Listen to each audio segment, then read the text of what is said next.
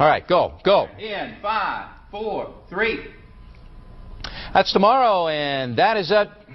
Okay. In 5, 4, 3. That's tomorrow, and that is it for us today. And we will leave you with a. I can't do it. Okay. We'll do it live. Okay. No. We'll do it live. Fuck it. Do it live. I'll write it, and we'll do it live. Right. Fucking thing sucks. Let's fucking go. Let's fucking go.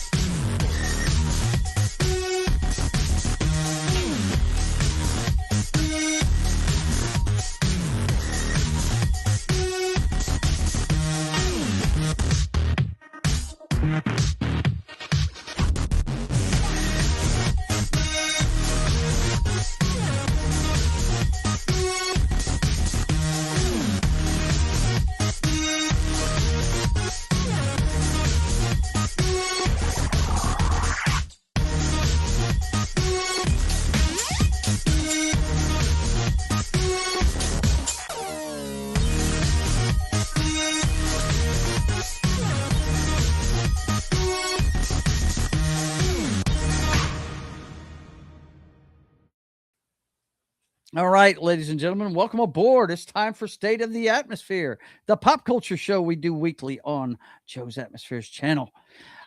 This week, we've got Disclosure Day getting dampened once again by the YouTubers. You guys will check it out, all the box office stuff, all the pop culture news, and then we'll check in on the girlfriend of America, Sydney Sweeney, and then we're going to take a look at the legacy of Steven Spielberg. I got a Hollywood Reporter list that ranks all 35 of his films. We'll go through it and see what we agree with and what we don't agree with. Today on State of the Atmosphere.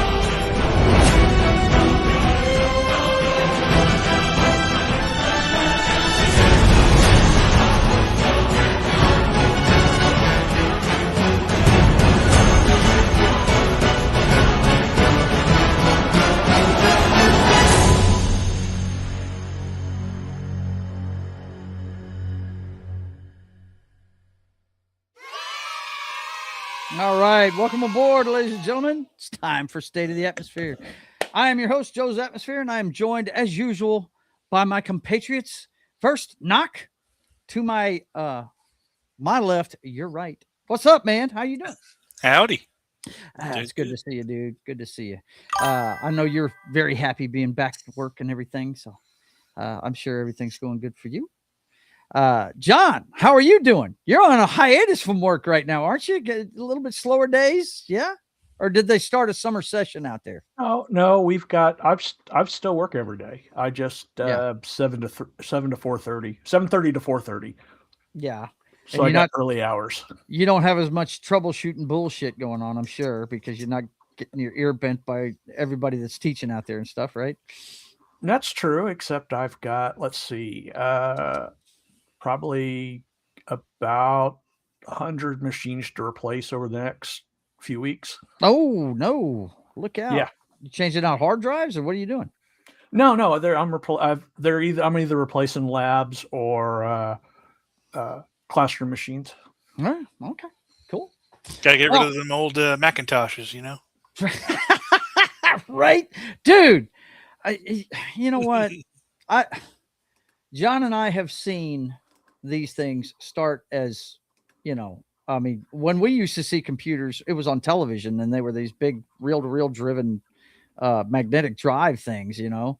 And then what was it? When we got home computers, it was floppy disks, right? That's what we put everything on. And Yep. I mean, Well, yeah, actually, originally it was a tape drive, cassette tapes. yeah. I never had one with a cassette tape at home. I never did. I had the first ones I messed with were floppy disks. Joe, you talking about the 3D printed save button? Oh, dude. Yeah. You know, it's crazy. I've seen that meme. Who printed the dot matrix printers and everything? You know, just oh man, yeah. We used to have some market, but you know what? That shit was high tech when we were playing with it, man. You know, it's just to see technology just take off the way it has in our lifetime. It's amazing. I mean, I don't think you remember a time without a phone, do you, Knock? I mean, or at least a beeper. I was before the beeper. Yeah, I remember the beeper. Okay. Yeah. I mean, I remember payphones. I mean, yeah. I grew up pre-internet, like pre-boom internet, I should say, like right, where it was like the internet's been around for a long time. It was a lot longer than the 90s. Yeah. at least commercially. Yep. All right, boys and girls, let's check in on the chat. Of course, you know the hardest working mod in the business is here. So glad to see him. He's got limited time tonight, but he's going to hang out with us while he can. You know what his name is. Womack. Why am I not surprised, you piece of shit? He's got his typical greeting that he always says. He says, "Heidi ho, all you nerds and nerdettes." Says, "Can't stay long, maybe till the Sweeney spot." It's good to see you regardless, my brother. E. Clay Thomas is here, and he says, "Here we go." Did he just say, "Here we go"? I think he did. Yeah, there you go. I think good to see you, E. Clay. Let's see who else is here. Looks like it's just those two right now in the chat, but I'm sure we'll see others coming in and out as we get going here. Let's see. Vince says, my Commodore 64 has a cassette add-on. Wow. Really? Yep. And above that, he said, get rid of the Macs and replace them with Linux machines. There you go. Not my decision. Yeah, right. That's above his pay grade. He just puts in what they tell him to get, right? I mean, that's the way it is, right? And Demon Horde is here as well. Good to see you, Demon Horde. And away we go, he says. Yes. Okay, boys and girls, we're going to start as we usually do with the numbers. It's time for the pop culture update. So let's get to it. Let's fucking go. Let's fucking go.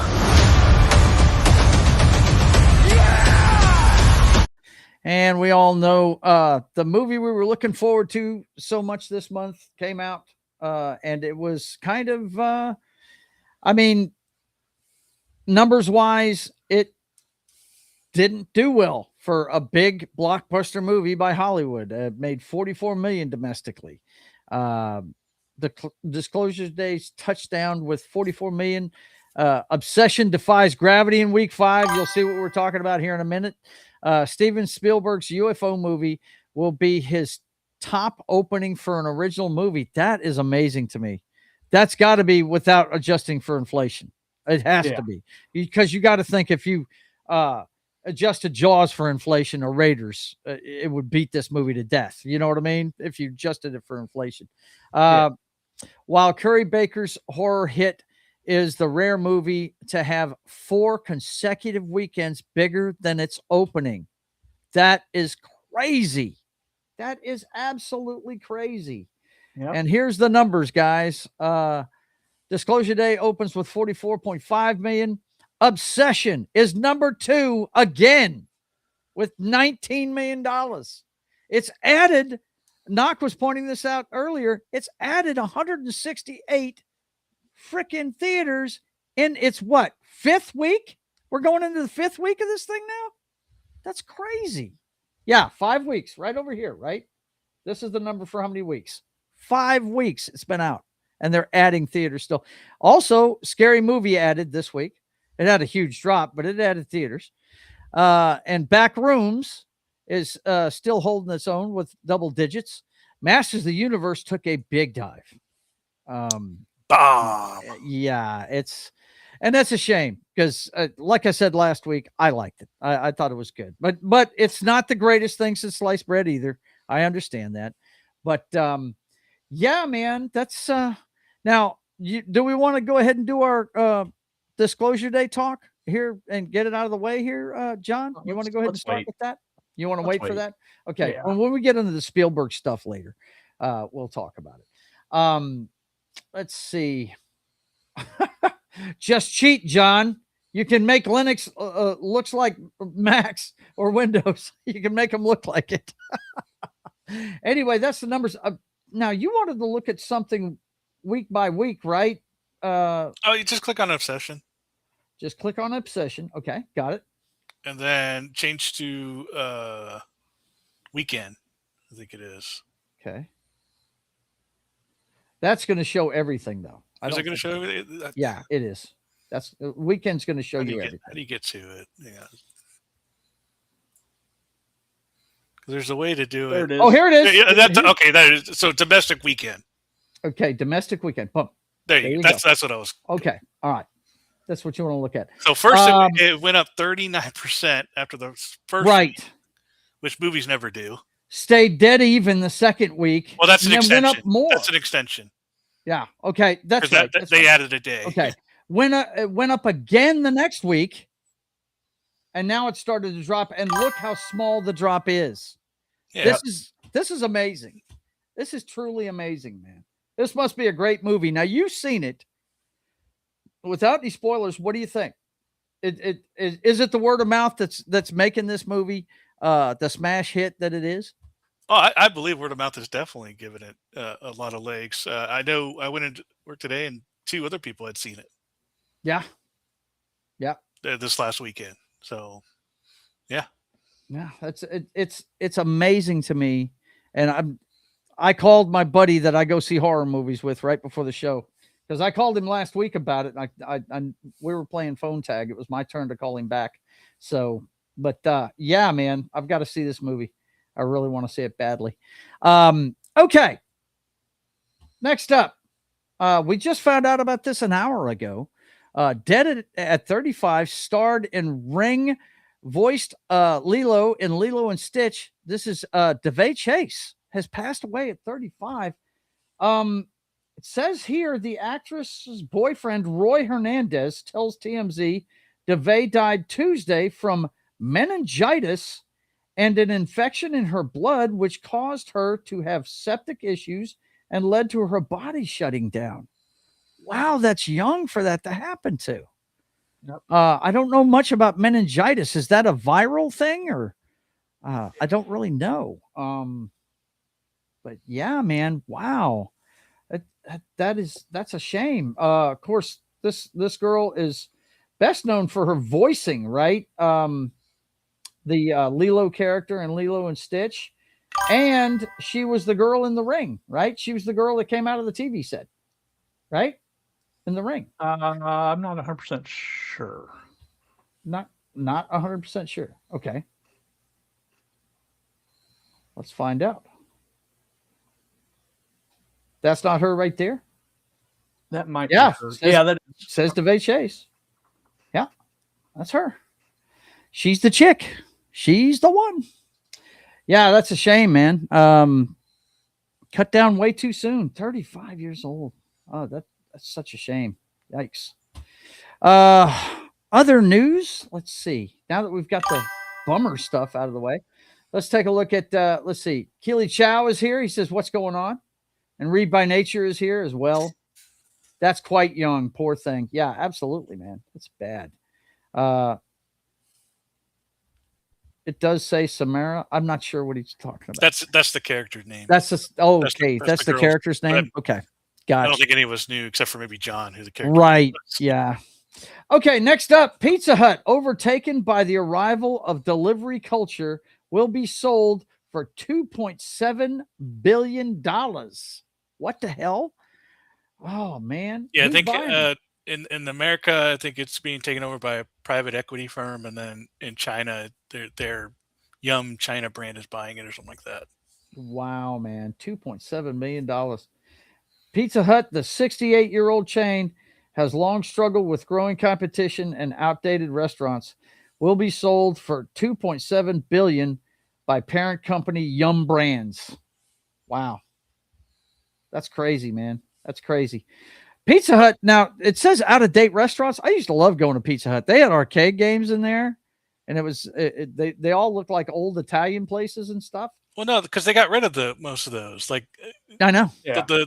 and so the outdated is from like what came right after those. No, And then okay. those were outdated. Like Gotcha. everybody wants the old pizza buffets and the dining And the red experience that plastic they had. glasses. The red Right. plastic- yeah, they wanted that old experience, the '90s experience, Right. but they got away with that, and then they went downhill. And now it's owned by some private equity firm. So it's going to get even worse. Right. See, the place that is like that here, I don't know if it's a chain that's anywhere where you guys are at, but Johnny's Pizza is like that here. It's got arcades games in it. Matter of fact, I saw a Batman game. It looked like you were driving it's one of those sit-down driving games where you're driving the Batmobile, the Adam West Batmobile. I'm like, I got to check that out next time I'm in here. I was getting my mom a pizza the other day, But yeah, I love Pizza Hut. I love their stuff, man. It's a shame not going to have the Pizza Bell anymore. Right? The Pizza Hut Taco Bell combo. Right? Those Well, stores. and there's the Pizza Hut, Taco Bell, KFC combo. Yeah, Right. They're all the same, but they're not going to have them anymore. Yeah. Well, they're going to have to get rid of Pizza Hut, I guess, unless they cut a deal. I don't know how that works. Well, they sold them. I mean, are they going to keep the name? Don't know. Well, I mean, that's why you buy it, right? The brand. That's why you're buying the brand, right? So maybe they'll change it over to what it used to be. Who the hell knows? Like Danny DeVito in Batman Returns. Yeah, right. Oh boy, knock. You okay there, brother? I'm not doing anything, dude. I know you're not. Me and John are sitting right here and you disappeared. Okay, let's see. Next up, Anya Taylor-Joy is going to join the next Lord of the Rings movie. Taylor-Joy will play the elf Siren in Andy Serkis directed Hunt for Golem. Am I just wrong for not being interested in this movie? Am I wrong? I'm not for either. that? I have a slight hope because it's Andy Serkis and he loves the character. So Right. And Vince says pass. Yeah. Well, this might make me want to go see it though. I do like her. I've liked everything she's done. I haven't seen her Furiosa movie yet. I hear it's good, but It's fine. we all know that it didn't do well at the box office because it was a Mad Max movie without Mad Max. We know that. yeah, But I would like to watch it because I like this chick. I liked her in The Witch. I liked her in The Northman with Alexander Skarsgård. I thought that was a great movie. So yeah, The Gorge was pretty good that she did, but yeah. See, I need to see that one too. I had a problem with the premise, just because they expected a broken-hearted man to stay across one side of a huge gorge from a beautiful woman that he gets to look at every day. Like that whole premise just made no sense to me. yeah. Yeah. You don't put the loneliest man in the world across from Anna Taylor-Joy. That makes no sense to me. Yeah, it doesn't make any sense. It was magic in the New Mutants. Yeah. Dude, that's when that was the first thing I saw her in. And it's an okay movie, but I love that character. She's one of my favorite X-Men. You know what I mean? Isn't she Colossus's little sister? Yep. I think she is. And I always loved her in the books. Ilyana Rasputin. Yep, Ilyana Rasputin. I loved her in that movie when they're in the group and they're talking about when they got their powers, and she goes, "I killed 13 men and enjoyed every second of it." It was great, man. But yeah, Demon Horde, we're gonna get to that question. We're gonna do that when we do the Steven Spielberg part. I just wanted to show you guys the numbers. It wasn't good for it this weekend. It really wasn't. Let's see. Reed says Serkis isn't a proven director. This looks like a favor for Jackson. It could be one of those things. It could be one of those things where he's, maybe Jackson's a closet director and he's putting Serkis's face on it. I mean, we've seen that kind of stuff go on. So, but I think Serkis is probably doing it though. He's been wanting to dabble in it for a long time. All right, take it easy. Hand check for Keely Chow. He can't take it. I put a beautiful girl on screen and he can't take it as usual. You're going to go blind.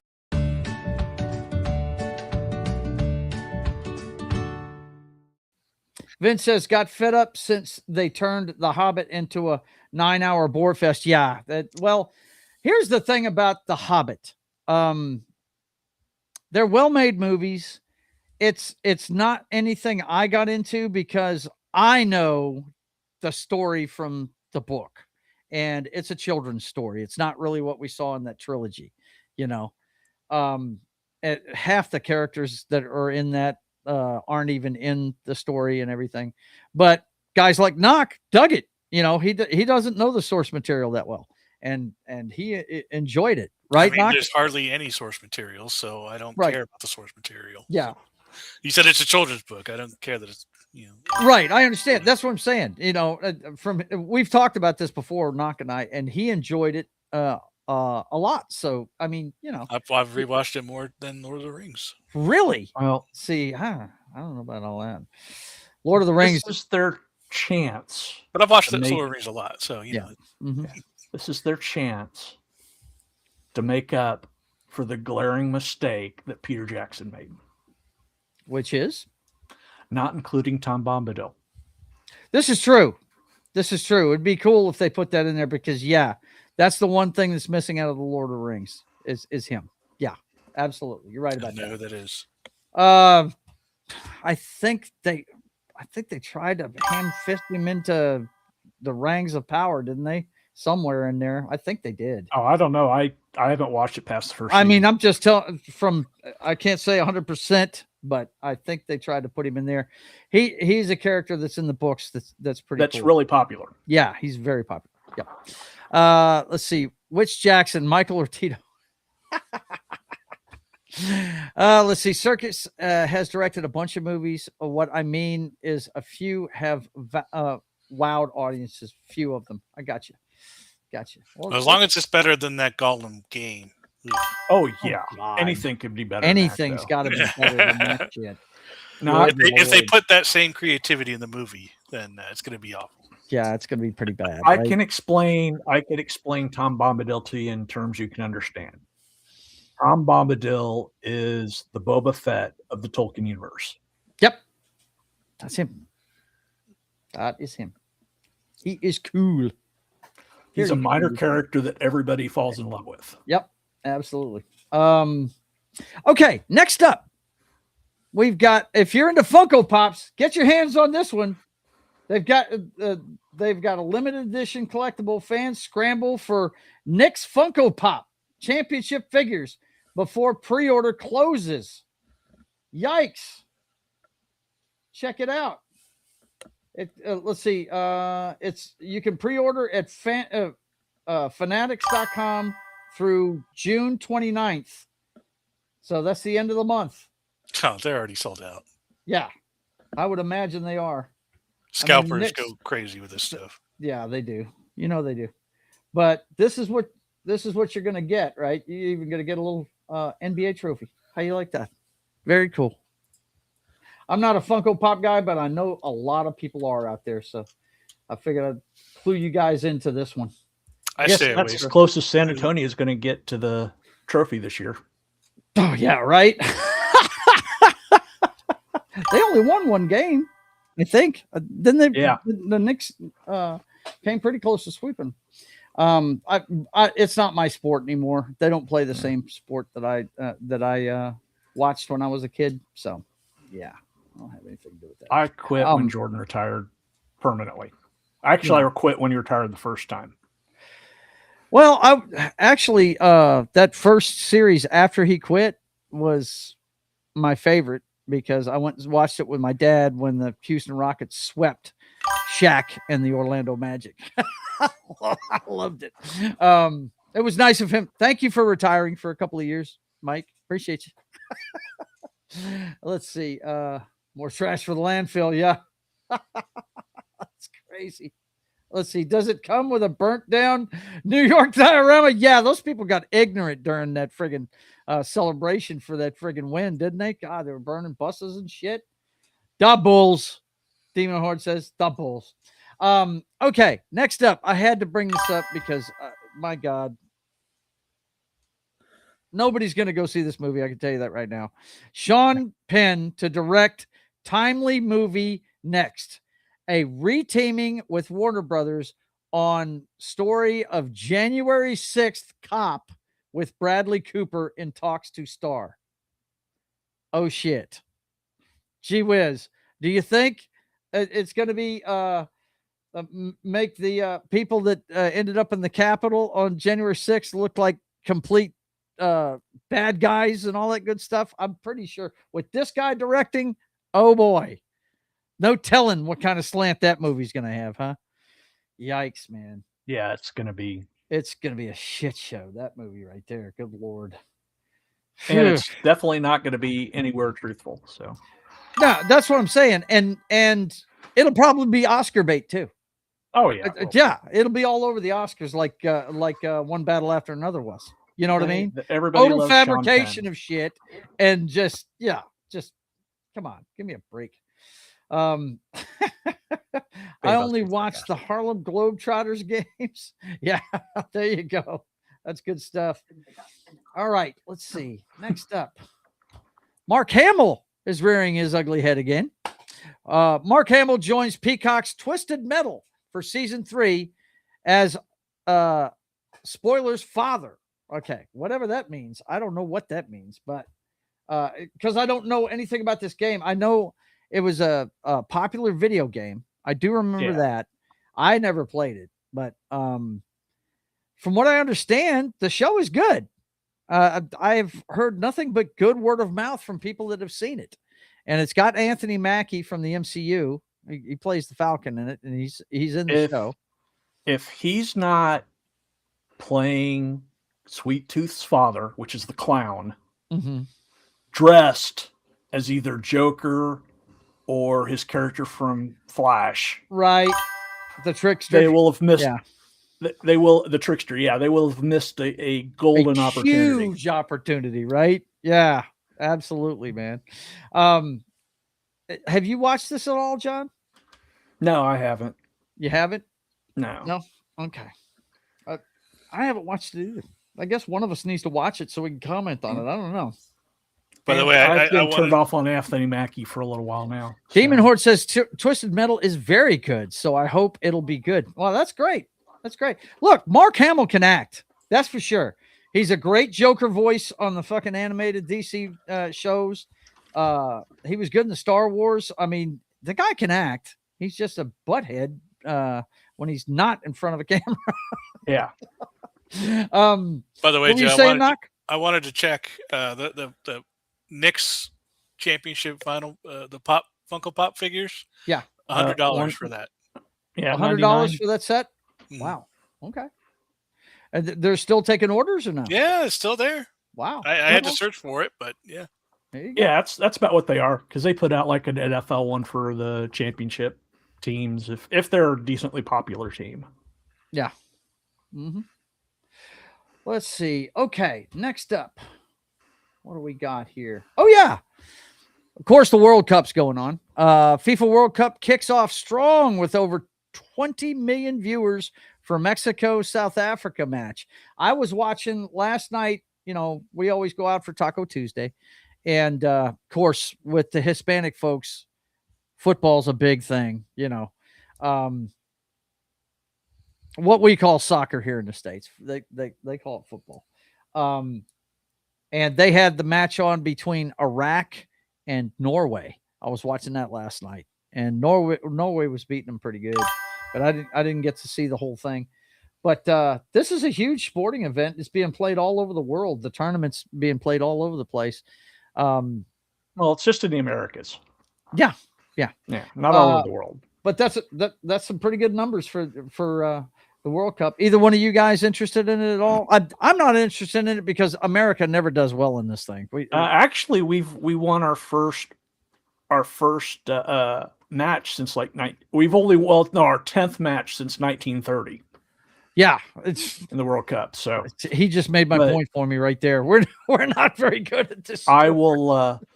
I'll be glad when it's over, so America can go back to ignoring soccer as the lame sport it is. Right? Yeah, I'm not the biggest soccer fan, but I've seen two things that I've seen. Is one of my favorite YouTubers, named Bordeaux. He does college football dynasty franchises. Right. So that's my thing. So I watch him every video he pops out. So he recently went to a U.S. game that they were playing at what's this LA Rams, is it SoFi? SoFi. Yeah, SoFi.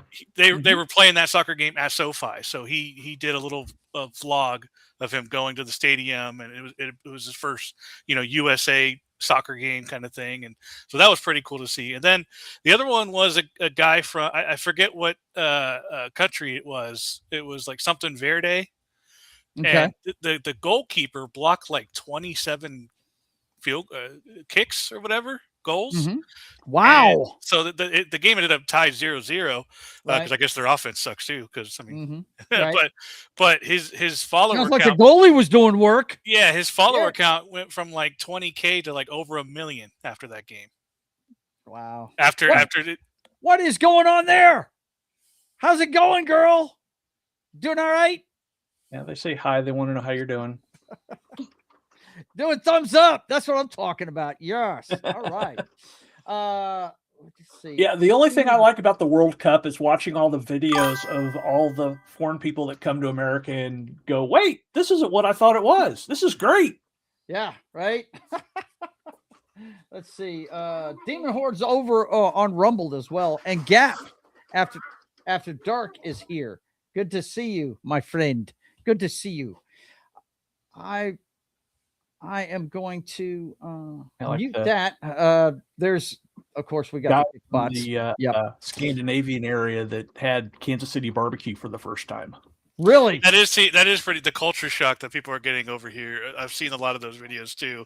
And then there was another one where it was like the guy was saying the U.S. is showing off because of all the facilities that we already have, whereas like Russia, they had to build stadiums.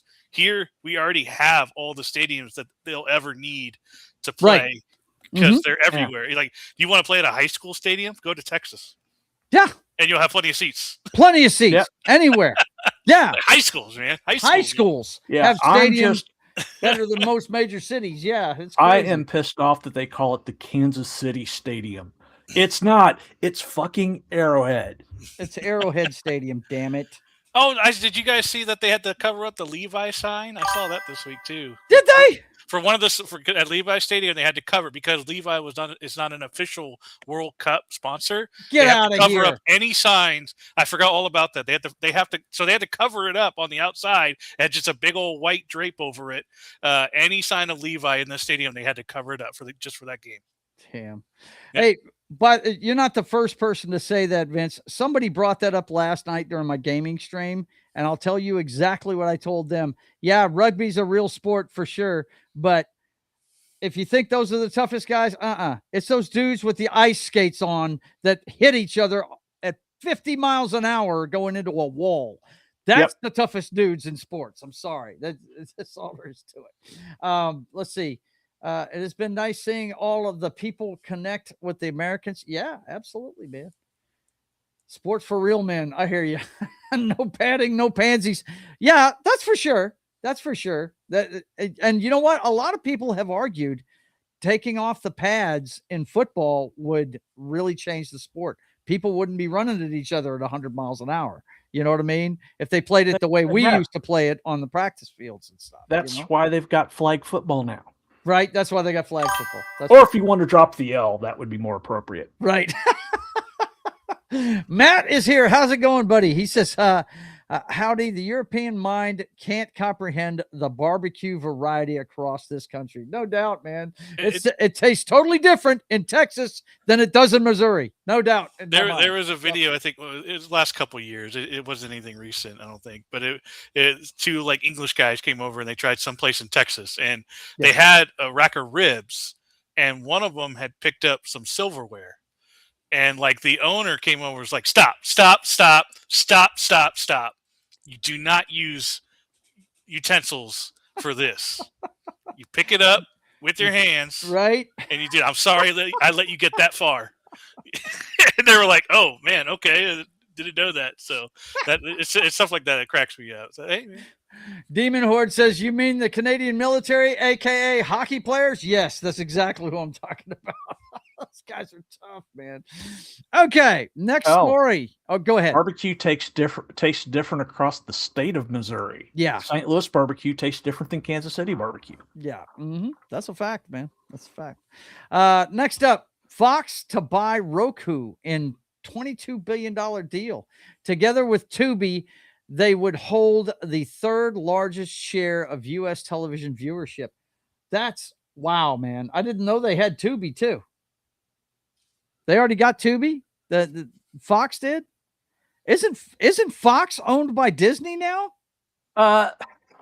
This is like there's like two Foxes. There's like the Fox that owns like Fox News and stuff like that. Okay. That's and what then this there's is. and the Fox channel, and then there's the Fox movies, which is the 20th Century Fox. 20th Century Fox, yeah. Yeah. Okay. All right. Okay. That makes sense. But yeah, here's the only thing that worries me is are they going to start charging for a lot of the stuff they don't charge for on your Roku? That's what I'm worried about. Once they hit 100 million people watching, that's when they went after them. You know what I mean? So, see, Ruben, I thought when it comes to properly cooked ribs, it's supposed to fall off the bone. It is. Right? It is. That means you shouldn't need a fork to take away from the bones. You should just be able to slide out the bones. So it sounds like you're not eating in the right place. Ruben, Christopher Haynes, it's good to see you, man. Look, yeah, that's what I thought. Damn. But that explains why some of the DC movies are on Tubi. Yeah, there you go. Let's see, Fox plus Roku. Fuck you. Foku. That's like, there's this place. We just had a casino change hands close to us, and they've got all the signs for their restaurants. They have their prime rib, whatever. And they've got one called Luck Fu, Lukfu. I'm like, every time I drive by it, whoever I'm riding with, I'm like, that just looks like pig Latin for fuck blue. That's what I think of every time I see it. But yeah, I hope they don't start charging for the stuff that they do with Roku, because you can see a lot of stuff on there. Okay, next up. If you guys have been watching My Adventures with Superman, they are about to introduce Jessica Cruz. This young lady, I want to say it's Ali Cravalho, I think is how you pronounce that. I'm not sure. Probably butchered her name. I'm sorry. To star as Green Lantern in My Adventures with Superman spinoff. Wow, man. That sounds pretty cool. I've been wanting to check this out, by the way. It looks like an anime version of Superman. I don't know. But it's got the Quaid kid from The Boys as the voice of Superman. Jack Quaid. Yeah, he's the voice of Superman. And I'm looking to see if we know anybody else for the voice casting, but I may have to check this out. Like Olei Cavallo. Is that how you pronounce it? I don't know. That's how I'm seeing it. Right. But anyway, the reason why I mentioned it is that character is probably one of the gender bent characters that I actually liked when they introduced her in the comic books. I thought she was pretty cool. You know what I mean? But we'll see how it goes. See, that's a little different. I don't really consider that gender bent. That's no. we gave the ring to a qualified woman. Yeah, exactly. I say gender bent because, you know, most of the Green Lanterns are guys, you know, and they're most of the female ones are like the Love Lanterns or whatever the hell that color is, and or Indigo Lanterns. Yeah. Violets. Yeah, because like isn't Hal Jordan's girlfriend one of the Violet Lanterns? Yeah. So she's the singer on Moana. Is she? Yeah. Oh, very cool, man. Very cool. So yeah, I figured I'd let you guys know about that. That one just came up. So there wasn't much news out of Hollywood this week, but just got this one today. Holland is back swinging in Spider-Man Brand New Day trailer. The feature thwips into theaters 6 days after my birthday. What's up? July 31st. And I have the trailer here. We'll go ahead and take a look at it. I've got it queued up. And what I'm going to do is I'm just going to go ahead and play it, and then we'll talk about it afterwards, okay? That way I can just cut it out without our commentating. Okay. Because you know I'm going to get hit for it, right? Always do. I think they're introducing Cyborg Superman. Really? That'd be interesting. That's for sure. Let's see. Okay. I know I got this brought up. I've got to share it a different way, though. There it is. And we will get this up and running pretty quick here. Okay. There it is. We'll go full screen. Here is the newest Spider-Man trailer, and I have not seen this yet. And most of the Spider-Man fans I know are liking this stuff. And we'll talk about it afterwards. Here we go. What is happening to me? Did you miss me, Spidey? I'm losing my mind. I am totally out of control. I gotta fix whatever this is right now. Final semester MIT. Dad, who do you think is actually watching these? Maybe someone. Okay, well, bye, someone.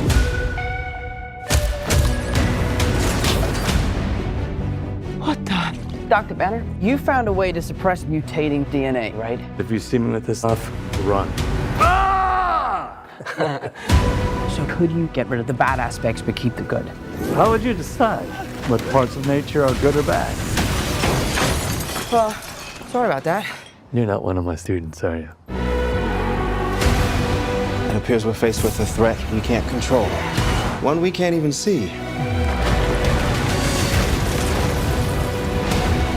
You're the only one who's immune to it.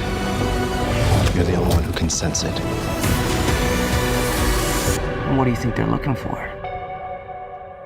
Oh, see, you stumbled across my board. I'm not one of those weirdos, I swear. He's a little weird. I'm MJ. You two don't know each other? Yo, Spider-Man, you okay? Did you get rid of that monster inside you? Think I might go see how MJ's doing.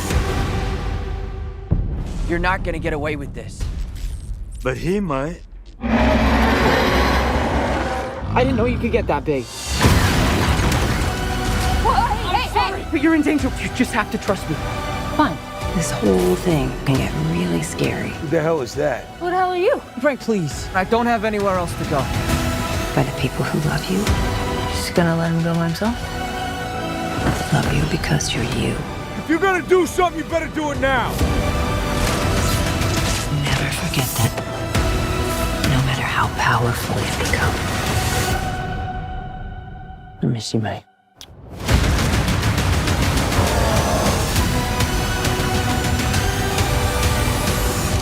Huh. All right, just give me a sec. Give me a sec. I'm not in high school anymore. Oh. Did you stretch? You a big stretcher? It's so good for you. You ready?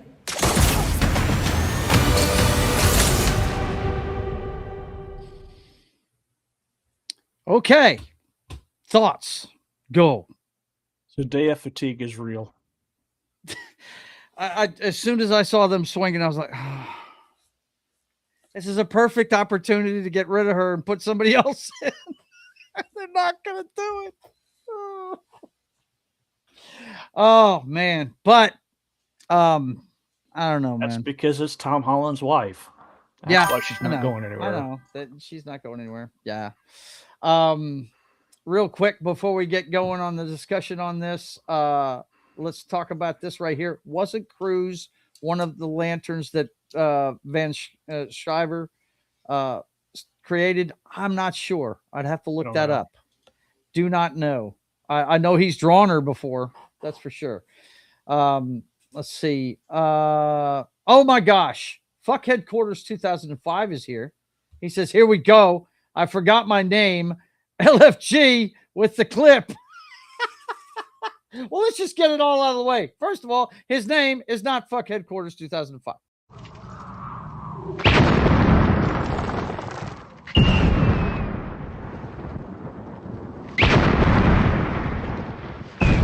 There are some who call me Ralph. Tim. Yeah, there you go. I said, Let's fucking go. Let's fucking go.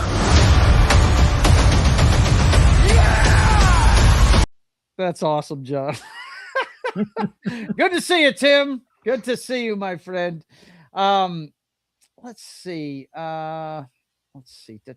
Zendaya's become like Pedro Pascal. Yes, she has. She has. They're all swingers, I bet. Yeah, right. No doubt.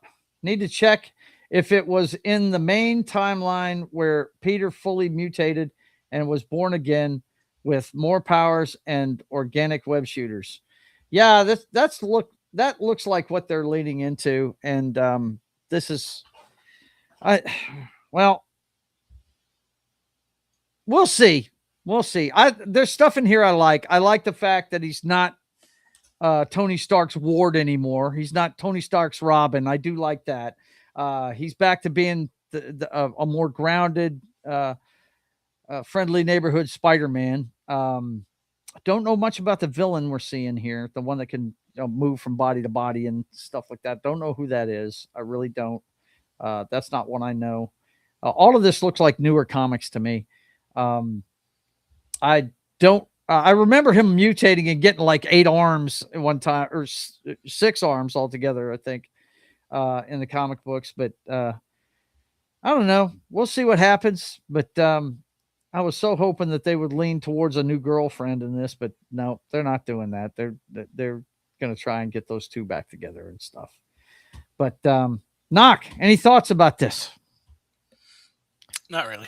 Yeah, I mean, they're having him hook up with another Marvel scientist. You know, is he now going to be Bruce Banner's ward? Is that what they're going to do with this? I mean, you know, it's like they can't. They can't let Spider-Man just do Spider-Man things. It's always got to be with somebody else. You know what I mean? I like the fact the Punisher's in it. Don't know how I feel about the Hand being in it. You know what I mean? I don't know what that's about right there. I don't remember anything with him dealing with the Hand. It's got to be some kind of Daredevil crossover, I would imagine. Yeah, it is. And Daredevil's in this. They just is he? They haven't put him. Yeah, they fuck one more day. Yeah. You're absolutely right, Big Daddy. Absolutely right. That's the worst Spider-Man story ever.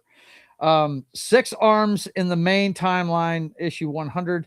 I was referring to the time Peter really turned into a spider thing. Yeah, I don't want to see that. I really don't. I don't want to see that. So I want to sidetrack. Yeah. Before we go to the end of the show. Yeah. I just put it in the. It's something I'm going to favorite it and keep it in mind, but it's something I wanted to cover because we're halfway through the year. I thought this was an interesting. I found it. It's pretty much what I've been searching for the last like 10 minutes. That's why I've been okay. I found it earlier today, and then I couldn't find it again. And unfortunately, there's not many we can actually look at on this list, so it'd be pretty quick. But this article is the 10 2026 movies that could make $1 billion ranked by likelihood.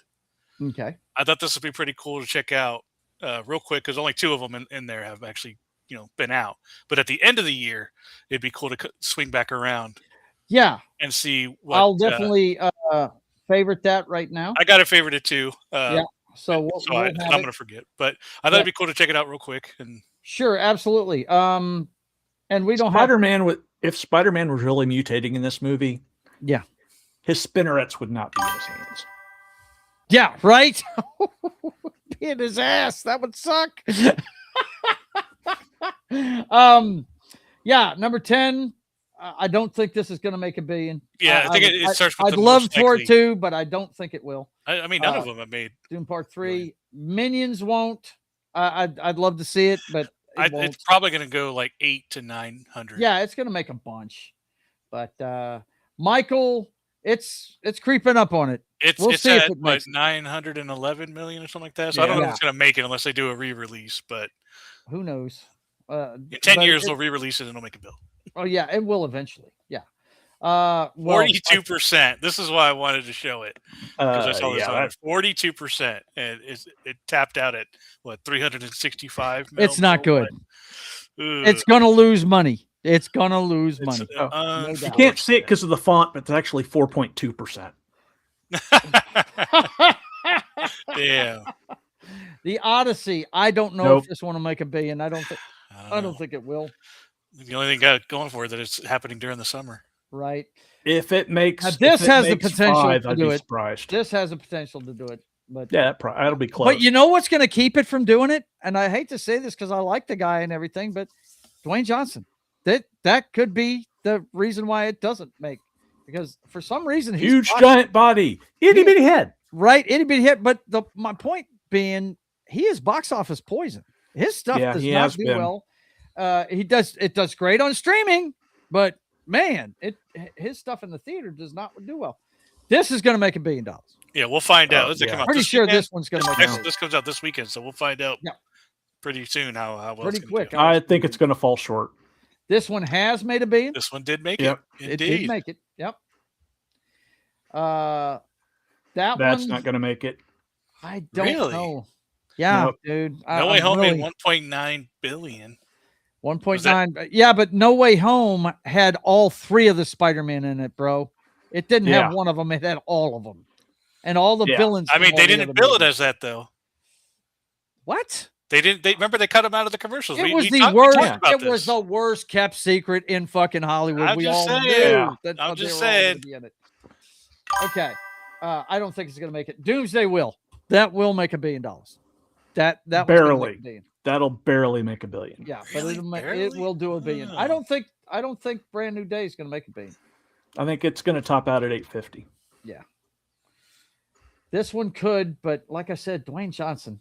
I think the ones that haven't made $1 billion that I would almost guarantee are going to is this one and that one. But yeah, the rest of them might get close, but I don't. But I thought that was a cool, interesting article. Just to keep an eye on. We will definitely keep an eye on this and see how it goes. Okay, boys and girls, guess what? It's that time. I'm sorry, of real the quick. Show. Yes, go. Real quick. Did you guys see the Shrek 5 trailer?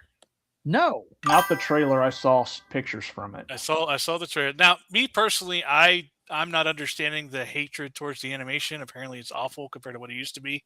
I don't have that kind of eye, but people are really bashing on it for the animation. AI slop kind of deal, and apparently the fact that they had to redo the story because people guessed what it was. Oh, man. Well, we'll see.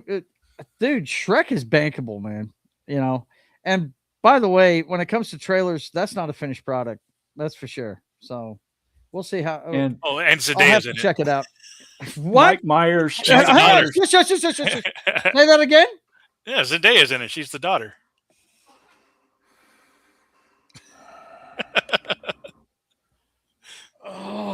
Mike Myers did confirm that. Another Austin Powers. Austin Powers 4 is on. See, I don't. The way he is these days, I don't think it's going to be that funny. It's going to be like Eddie Murphy doing the Beverly Hills Cops. It just wasn't funny. It lost their luster. Yeah, well, it just depends on if they go by the political correct rules or they go by the old rules. You know what I mean? It's Mike Myers. He's 100% going to do the new rules. Oh God. He's 100% in that bag. Joker's voice is here. He says, hello, Mando and Grogu. Who wrote this article? That soy boy Disney shill? Laugh out loud. Well, to be fair, it's Star Wars. I mean, yeah, if you're writing an article about, there was a lot of people saying it was going to make a bunch of money. I was like, what? Are you out of your mind? Joker's voice is great to see you, man. You guys, if you love wrestling, definitely go check him out at 8 p.m. Central Time. He will have Wednesday is overbooked with his panel of great guys talking about everything in the WWE. Good to see you, man. What were you going to say, John? I'm sorry. It depends if they learned the lesson that Scary Movie showed them. Yeah. I mean, that movie, from what I understand, is making fun of all this stuff. You know, so we'll see, and it's done well. It's been the best running comedy for a while, so we'll see what happens. Joker's voice says, What's that, buddy? I'm sorry. It hasn't been that funny since Scary Movie 2. Yeah, well, I mean, yeah, those. That's the thing about these parody movies like that. I mean, the first 2 Airplane movies were pretty good, but they tried to do. I think they tried to do another one, and they just couldn't get it off the ground or something like that. But most of these parody movies, they fall off after a while. Joker's voice says, Dwayne Johnson is toxic no matter what. He is quietly sabotaging WWE, so his production team in a few years will take over creative content. Really? Oh, I see. Read by Nature says, all I want from Doomsday is Fox X-Men in 90s costumes. Yeah, it looks like you're going to see it. I know as they get wiped out. Yeah, as they get wiped out, pretty much. Yeah. They're going to be on screen for about I love all minutes. the cameo talks. It's like, okay, cool. It's going to be them getting wrecked. Right. They're going to be getting fucked up at every turn, you know. But anyway, okay. It is time to check in on our girl. Let's check out what's going on with Sydney Sweeney. It's time for the Sweeney Spot. Ladies and gentlemen, if I can find the damn video, where is it? Where's that damn thing? Damn, sorry, Joe. I didn't mean to throw you off your game. That's all right, man. I rebooted already. I'm good. How do you want me to handle the Sydney issue? The Sydney issue? Well, we should have a consensus on how the White House is going to handle it. Well, I certainly hope the Sydney issue refers in some way to a problem that we're having with Australia, because if it's anything other than that, Mr. President, Ms. Sweeney, to see you. Have her come in, please. I am finished here. Yes, sir. There is no Sydney issue.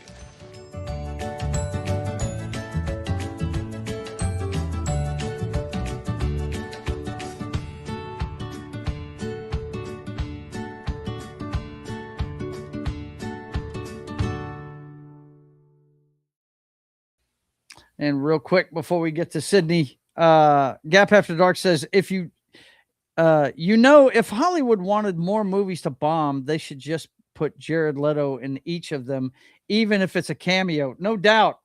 Masters of the Universe took a dive this week. And you know what sucks about that? Jared Leto's arguably one of the best things in that movie. Jared Leto knocked it out of the park as Skeletor, man. He did a really good job. It's ridiculous how good a job he did. All right. Yes, it is time for Sid. What's up? Only parody you need, Men in Tights. Yeah, Demon Horde. That's a good one. Spaceballs was good. I fear for the new one, though. If you watched History of the World Part 2, I only watched 20 minutes of it, and I turned it off. You want to talk about using today's rules. I can't believe Mel Brooks tried to play by those rules. Oh, my God. It was horrible.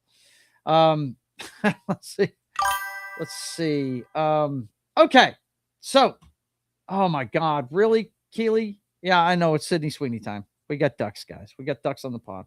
I don't know what to tell you. Okay. First up, somebody friggin' whoever filmed Sydney Sweeney's every reaction for Game 5 of the NBA Finals needs to be put in jail. They had all kinds of posts up about her and Scooter at the game. There's tons of this stuff. This one is your girl Taylor Swift on the main floor, and then they're up here somewhere. Let's see where they at. Right there. That's where they're at. And then they got a bunch of videos of them, celebrating in the stands. I'm not going to play any of the sound. But her reactions over here during the comeback in that I think it was the third game where they came back from 29 points down, the Knicks did. That's what's funny right here. Her reactions to this were pretty damn funny to me. I think it's playing. Isn't it playing? Is it playing? Is it not working? Frame at a time. Yeah, what is going on with that? That's weird. There it goes.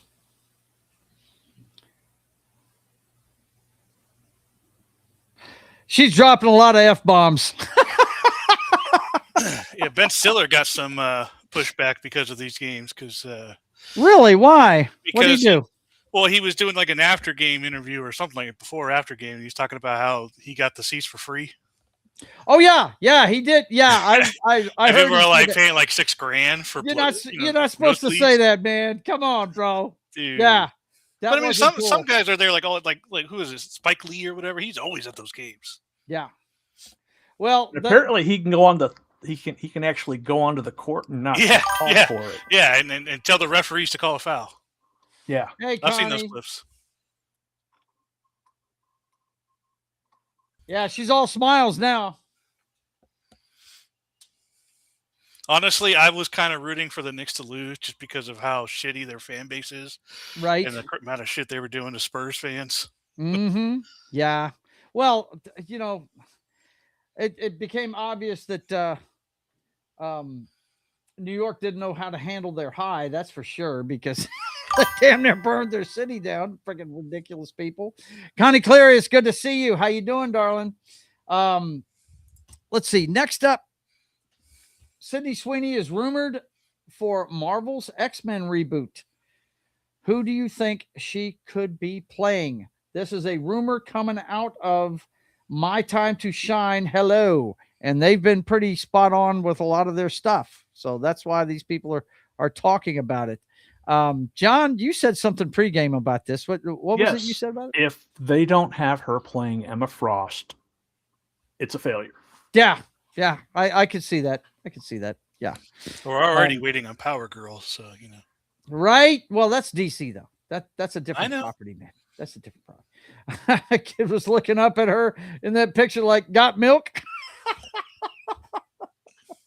But anyway, we'll have to keep our ears open for this one. I'd love to see her in the MCU in some way, shape, or form. I like the girl. It'd be cool. As far as Instagram check, nothing new this week. It's all still about the finale of Euphoria, and she did have one picture come up on what is that one? Siren. Her lingerie thing. Hang on a second. I hit the wrong button here. There we go. Okay. That was the only picture right there. The rest of them are just of her models. But that one, she's eating a cupcake. That's about it. That's it. That's it for Sydney this week, guys. No, not the comment section. I brought a bra from my wife. It's only 3 months old. The underwire is already pushing out of the bra. It's been washed on Telekit, then air dried. Not impressed. Wow. He is not impressed. He is not impressed by this. Uh-oh. Uh-oh. Oh, no. Gotta get to work on your product, Sid. Of course, she's dressing chicks like this who, they're not carrying much. So, well, that one on the left is. But, anyway, better get to work on your product, Sydney Sweeney. Anyway. Oh, God. Look at this guy. Stop it. Control yourself. Okay, boys and girls, we're going to get into, Dazzler would be good. You're right about that one. Dazzler would be good for her too. There was a rumor they were trying to get Taylor Swift for that part, weren't they? At one point, I had heard that rumor that they were trying to do that. Mystique could be another good one. They're supposedly getting that Heather or Hunter Schafer Yeah. From Euphoria. Okay. All right. X-Men. That's right. Connie Cleary says, I'm good. Thank you, Joe. Yep. Good to see you, young lady. You mean X people? Yeah, X people. Yeah. Are they going to call them X people? They were, you know what they were really going to do at one point? They were going to just call it the mutants. Yeah. So they could get rid of the men, which is dumb. That is just, oh God. These people trying to cut their nose off to spite their face over this stupid gender identity shit. Yeah, you Give me a would break. say that. You would say that, man. Yeah, I would say that. I would say that. If Hunter is in the MCU reboot, I will not be touching that ever. Oh, wow. Okay. Cool. I don't know anything about the girl. But anyway, okay. So. Not a girl. Yeah. Not a girl? Not a girl. Okay. Not a girl. Yeah. Whatever. I think that was the one that shows you exactly how much I know about it. I think that was the one that people were trying to get as Zelda. Yeah. Oh, boy. Yeah. All right. Tonight, we're going to get into Steven Spielberg and his work because a lot of people are talking about this Disclosure Day movie. Now, I heard a lot of stuff about, and by the way, let me go ahead and put this up real quick. If you haven't seen Disclosure Day, we're going to do some spoiler talk, and we approve this with Knock because I might still go and see it this weekend, but I don't know. I got a 3-day weekend, so I have a lot of time to decide. Well, this isn't going to ruin it for you. I don't. No. But this isn't me trying to convince you not to tell spoilers. I'm just saying I still, right. Despite what you say, I may still go and see it. Yes, exactly. Okay, so let me get the spoiler thing edited, and when we turn off the trailer at the bottom of the screen, we will be done with the talks. But John said he had some thoughts on this, and yes, I've got thoughts on it. I can tell you this. My wife loved it. She thought it was fantastic. Of course, she's not a big, UFO person or anything like that. She just, look, all it has to do is tell a linear story for her. And, anything that bounces around, she doesn't like it at all. She's kind of like you, Knock, with flashbacks and stuff. She doesn't like that shit. You know what I mean? Let's see. Disclosure Day spoilers, update, and boom. Okay. No, that's it. Not it. That's not the right one. Okay, there it is. Yes. Knock taking over the show. Time. Okay. All right. So let's get into it. This isn't really a sci-fi movie. This is more of a thriller. That's the way I took it. But watching it, there were several things that made me go, why did they put it that way? What's going on here? What is that all about? They really made the US government look like a bunch of bastards, man. They really did. Torturing one of the aliens in some of the footage, and the one that really made me go, what the fuck are you doing, guys? Was when they just sat an alien on the side. You remember that in some of the footage they were showing? Yep. They just sat him up against a fucking, like a cargo box or something. You would think that they would have had medical technicians. And first of all, they would have had fucking guys in hazmat suits dealing with these guys. Wouldn't you think, John? It just seemed really strange to me. Was it like a first contact thing, or had they been on the planet for a while? This was all footage that was released. Okay. And it was released to everyone at once. And, everybody was seeing it for the first time. And that really seemed strange to me. Not showing it like that. There was some of it. Like the first one they showed where they put him on the stretcher and everything, that made sense to me. But that one that they showed, John, if you remember what I'm talking about, because they're showing a bunch of clips all at once, Knock is what it is.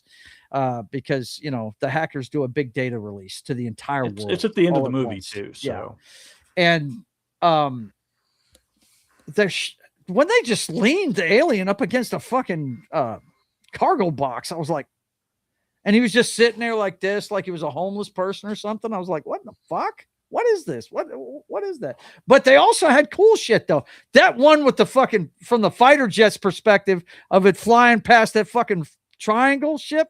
I was like, wow, that's cool as fuck, you know? And I love the ode to Close Encounters, where they showed Devil's Tower and they showed the big mothership over it in another shot and everything. Yep. Thought that was cool.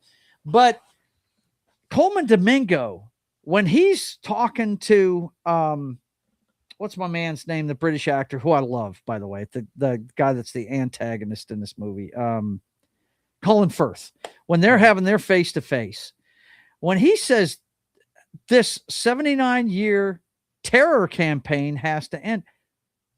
What terror campaign? I don't understand that. That made no sense to me right there. I understand you want to let the whole world know, but why would you frame it as a terror campaign? Did you understand that, John? I didn't get that. It's probably referring to how the military was treating the aliens. And that didn't make sense to me either. I can't see them torturing aliens without anesthetic or whatever the fuck they were doing.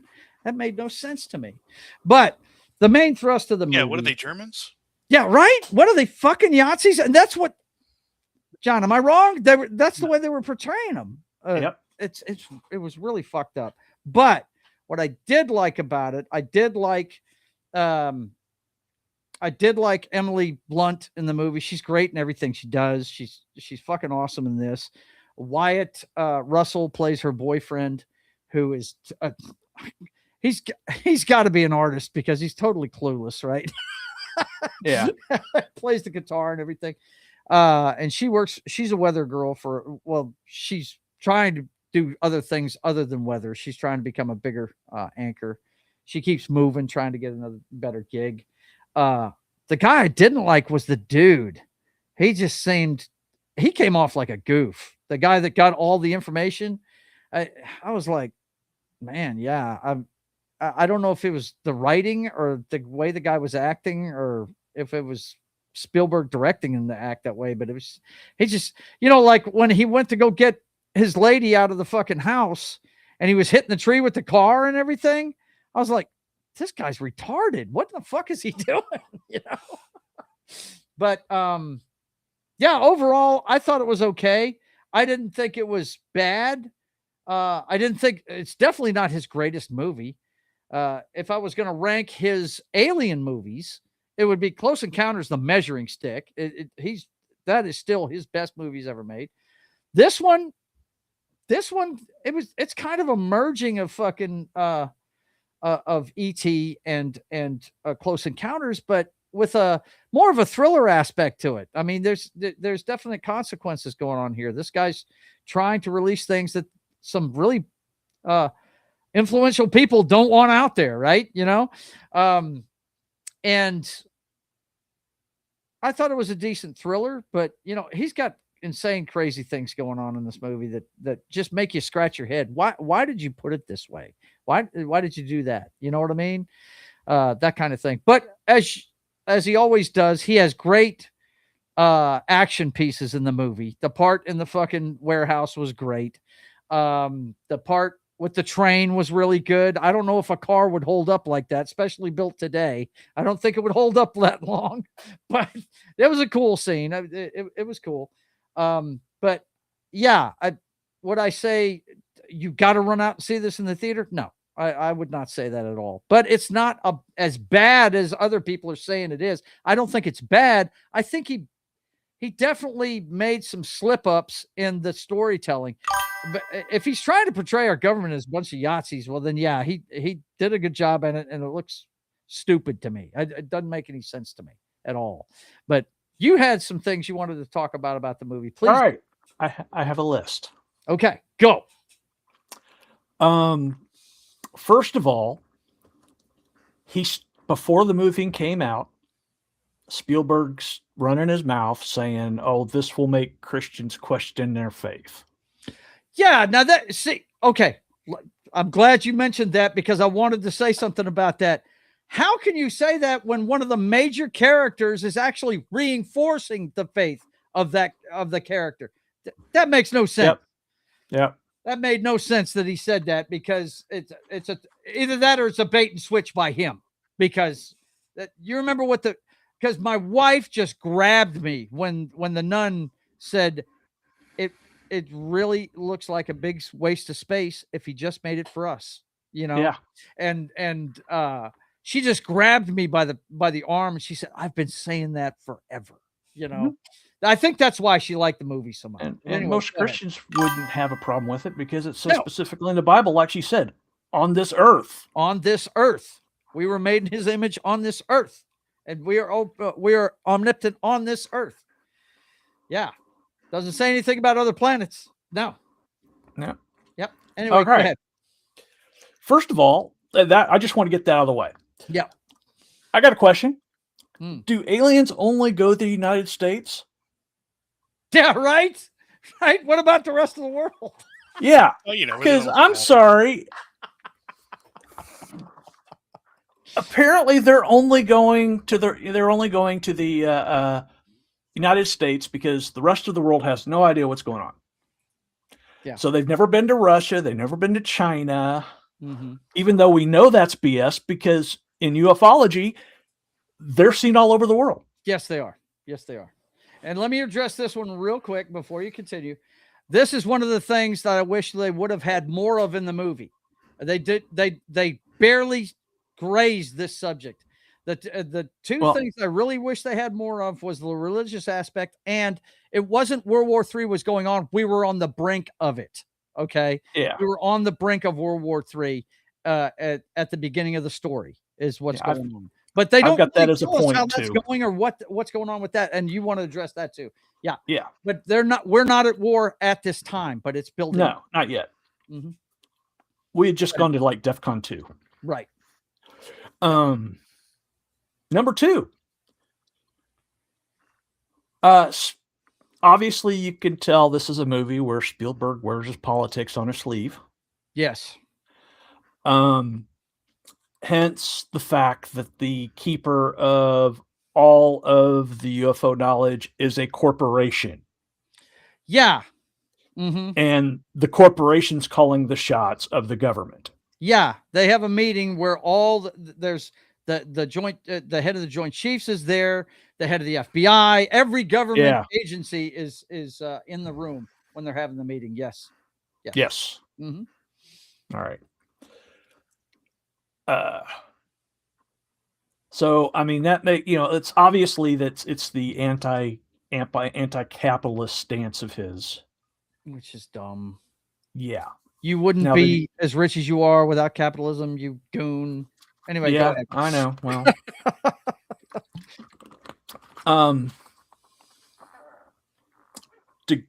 to go on about World War III. Mm-hmm. Their focal point is North Korea. Yeah. Mm-hmm. You know what's not mentioned in this movie? They mentioned Russia. They mentioned North Korea. Mm-hmm. They mentioned a bunch of people. You know who they don't mention? Muslims. China.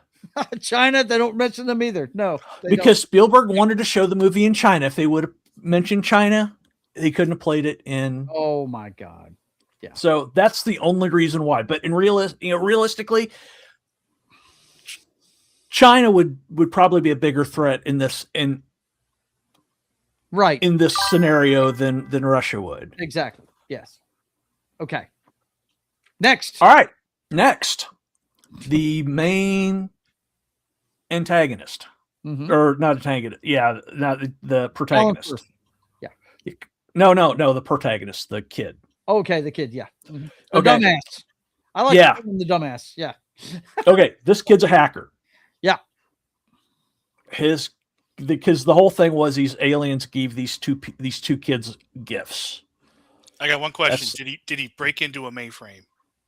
Or did he hack into a mainframe? No, he was working for these people. He was working. Yeah. Oh, okay. Well, hackers are supposed to hack the mainframe. So he went to prison for like 13 months or something because he got busted for hacking, and they recruited him right out of the parking lot. Oh, he hacked them. He before he hacked the mainframe. Got it. Okay. Yeah, it is good. Okay, there you go. All right, fair enough. So proceed. Sorry. So okay, we got this guy. He's a hacker. He's a guy in a chair. Yep. Why is he Jack Ryan all of a sudden? Yeah. and not a good one either. No, not a good one either. Suddenly he's like Mr. Action Adventure guy, and I'm like,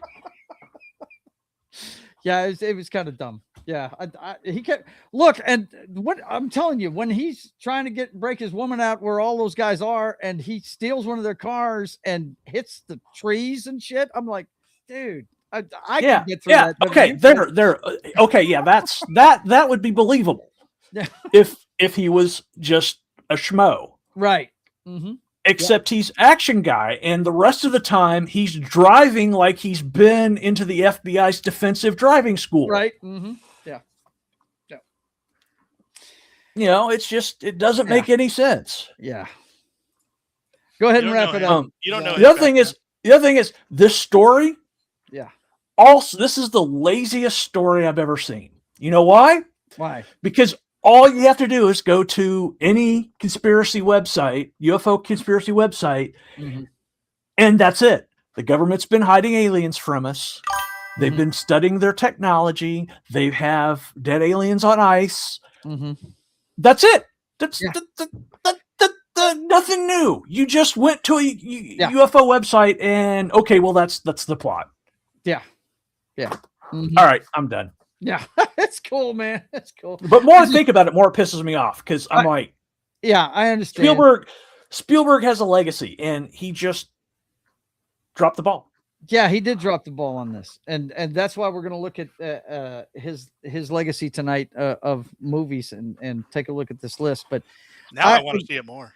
Yeah, well, and look, I'd love to know your opinion of it because. Look, I heard a lot of things about this movie that the U.S. government was shown to be ice with and the aliens were supposed to be immigrants. I didn't get that at all, but I did think it was really weird the way that the U.S. government was dealing with these aliens. It was really strange to me. I didn't get it one bit. It was very. I'm still trying to figure out who that. In that one scene with when Nixon meets them with somebody from the 50s. That's Jackie Gleason. That's Jackie Gleason. That's the only thing I could think of. It was Jackie Gleason. I thought that immediately when I saw it. Yeah, I thought it was Jackie Gleason too. And the only thing I can think of is the only reason that they wanted to meet him is because that they saw Honeymooners episodes from out in space because it took that long for them to get there. Right. Yeah. Right. But. Anyway, Knock, I'd love to hear your take on this movie. I really would. If you're bored this weekend, go see it. I gave it a 7 out of 10. It's a decent thriller, but it's not a really good UFO movie. I don't think it is. Of course, he's got great set pieces in it. Like I said, the warehouse scene is really cool. I dug that. But yeah, real quick, one last thing. Sure. Nobody can hold their character for longer than 20 minutes. Nobody can hold their character for longer than 20 minutes. Nope. They even Elbow Blunt. Okay. There's times she's one way and then she's completely an opposite way later on. And then she goes, I thought she was the best thing in the movie myself. She is. But that just tells you how the rest of it was. If I'm understanding what John, it's kind of following off the back of that hacker guy, where it seems like he's supposed to be a nerdy hacker, but then he turns into Jack Ryan. Right. All these characters are when they're first introduced. You're saying Emily Blunt is a weather chick, and now she's part of a big conspiracy doing all these crazy things. So nobody, whatever they introduce them as, they don't stick. Well, there's to a that reason role. for that, and I really. Well, in her case, I can understand it, right? Because she's being brought into a conspiracy, whatever. But it's not just that; her mind is manipulated in a certain way too. It's things are woken up in her, which starts. Colin Firth, yeah, bad example. Colin Firth starts out as this, Elon Musk level bad guy. Right. Then he turns into this whiny bitch. Yeah. Mm-hmm. Yeah. And instead of commanding the room like he should, he's doing what I don't know. Yeah. Lex Luthor and Superman. Yeah. Right. There it is. No, Lex Luthor and Superman had it more together than this guy. I'm talking about the latest movie. Yeah, that's what I'm talking about. Really? I thought he started bitching more and more and getting out of control. Yeah, he did, but he still has it more together than this guy does in this movie. Well, okay. We'll talk about this after Knock season because I think there's a reason. We'll revisit it. Yes, because you notice he puts a mouthpiece in every time he uses that thing. I think it's wearing on him, and I think that's why he finally throws his fucking hands up at the end of it. That's just me.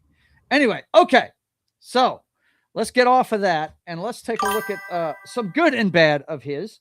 The legacy of Mr. Spielberg, who I have always loved his movies, and I don't love this Disclosure Day.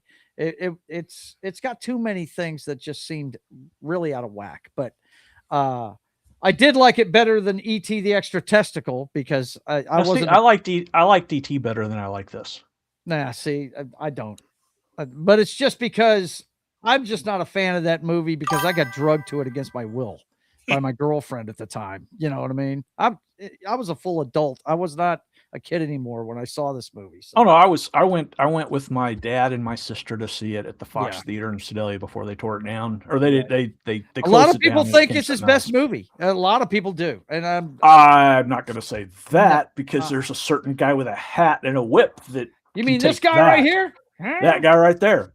He needed a little help to create this guy, though. Yeah, he did. Yeah, a guy named George Lucas helped him create that guy. All right. Well, the guy down there is a better movie than this. For sure. Okay, let's see how this list looks here, guys. 35, they have The Lost World, Jurassic Park as the worst movie he's made. I don't think so. I don't agree with that.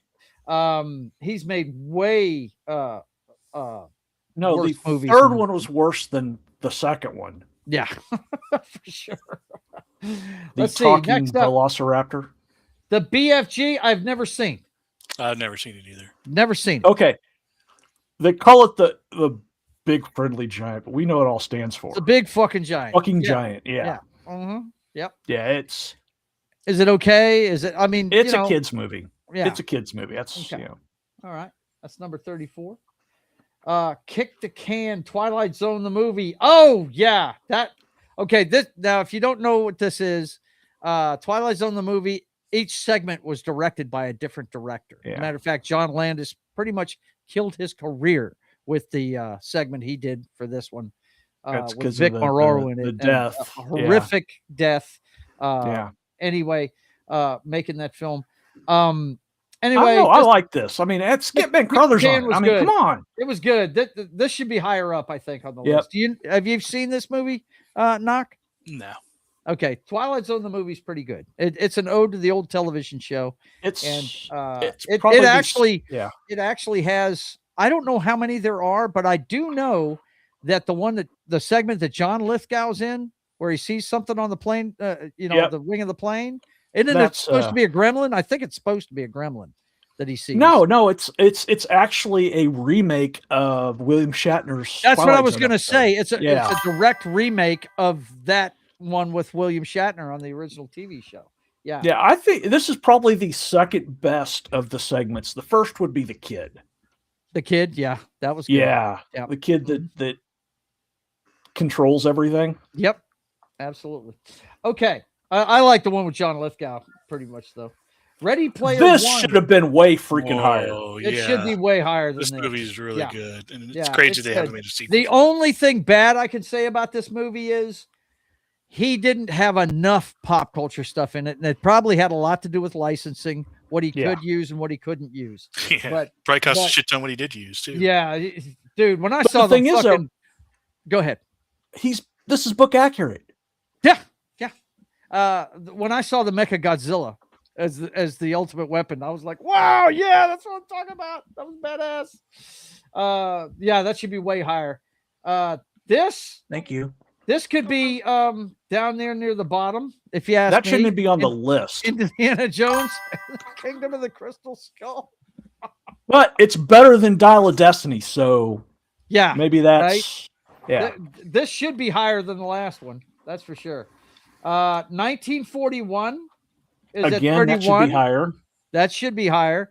Even though it's not a perfect movie, but it should be higher than this. Have you seen that one, Knock? No. It's a comedy about an actual incident that took place on the West Coast of the United States. Los Angeles. It was just like a day or two after the Pearl Harbor attack, wasn't it, that this happened? Yeah. But it's a comedy. It's got Robert Matheson in it and a bunch of people. It's really good. The Terminal, that was a decent movie. Now this one's based on. Never got around to watching that. It's all right. I know of it, but haven't watched it. Yeah. It's about a guy that gets stranded in an airport because of his visa, I think, something like that. He can't leave the country or something. But yeah, that's him and Hanks. He can't leave the airport and he can't leave the country. That's right. So he basically lives in the airport. Always I liked. Yeah. Where is? They didn't even put the name on here. No, yeah, it's connected to it or something. Uh-huh. Yeah, well, that's the picture. Always should be a lot higher on this list, if you ask me. This is his ghost type story. It was really, really good. I showed this to the clients not too long ago, and I love this movie. Of course, I'm a huge fan of homegirl right here. What is her name again? Is it Holly Hunter? Yeah, that's Rachel. Is it Holly Hunter? No, or it's Rachel Holly Hunter. It's Holly Hunter. Rachel Hunter's. Never mind. Rachel Hunter's the right. model. Never mind. 28.5. Something Evil and Savage. I don't know that I've seen this. Are these episodes of something or what? I don't know. Well, they seem to be putting movies together. It's kind of weird. Yeah, it is kind of weird. Okay. Disclosure Day is at 28. Entirely too high. Probably. I don't know. I think that's a good spot for it. I really do. There's worse. Look, the stuff that they got worse, the only one that I really agree is bad would be the Indiana Jones movie. You know what I mean? Yeah. That I think the rest of this should be a little higher. So far, the only one that should be higher for me is Ready Player One. Yeah, Ready Player One should be way higher than this. The Adventures of Tintin. This was an animated movie. From what I hear, it was pretty good. Yeah, problem is it suffers from Uncanny Valley syndrome. Okay. From the animation. Gotcha. Next up, Hook. And 25, seriously? War of the Worlds. Hook is an awesome movie. Why are they putting movies in the same fucking number? I don't get it. Well, no, it's 26 and 25. They're just putting the two of them, talking about both of them at once. I think that's the right spot for War of the Worlds. I think Hook should be in the top 15, probably. Pretty close, yeah. Yeah. It's a great Peter Pan movie, I think. But War of the Worlds, I dug. I probably dig it more than other people do. I am an unashamed Tom Cruise fan. I do dig Tom Cruise. I like the stuff he does. Every time I don't go see one of his movies in the theater, I regret it. The last time I did that, it was what was the name of that movie where I think in other parts of the world it was called Live, Die, Repeat, something like that. What was the name of that? Edge of Tomorrow. Edge of Tomorrow. That's it. Yeah. Love that movie, but I didn't get to see it in the theater. As far as remakes of 50s movies, 50s sci-fi movies. Yeah. In the remake of War of the Worlds was better than the remake of Day the Earth Stood Still. Yeah. Yeah. I think so. It can't hold a candle to the original 50s movie, which is the 50 movies is fantastic. Yeah. Yes, it is. Absolutely. And the special effects for that movie were much like Star Wars when it came out. It was way ahead of its time. The War of the World stuff. Yeah, it was very okay. We need to have words, right? This calm down, John. It's Hollywood. Okay, this is California we're talking about here. So right? They're not making political points with. Remember, we still have, and I know nothing about the movie. I know nothing about it, but we still haven't seen Dial of Destiny. So the fact that we haven't seen it yet means it's higher on the list. Which means Dial of Destiny is going to be up here higher. What the fuck? That's what I'm saying. So, give me a break. Grain of This is salt with definitely this better list. than that. Duel. That's this a is good one place of- for Duel. That's That's a one good of his place for oldest Duel. movies, and yes, I think that's a good one. Yeah, That's his This one's first. That's ki- his first movie. it's kind of like The Hitcher, only imagine the bad guy has a vehicle the whole time. Yeah. It's kind of like that movie. But yeah, that's a good spot for the Duel. The Post, that one, That's a little high. yeah, that's way high. That would have been on the bottom end for me. This one has to do with the New York Post, and I think, what did they uncover? What I can't remember what the thing was about. Pentagon. The Washington Papers, Post, and it that's was right.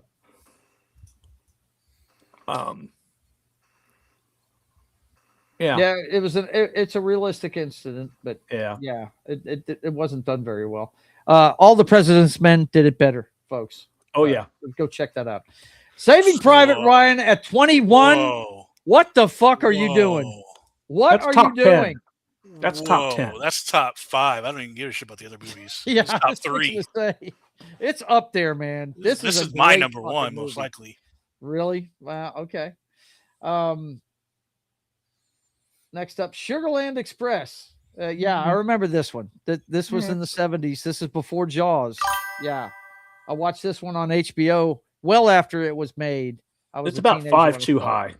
Yeah, it's a little high. It should be down around 25 or so. But it was good. Young Goldie Hawn was starting to get middle aged at the time. Yeah. Amistad.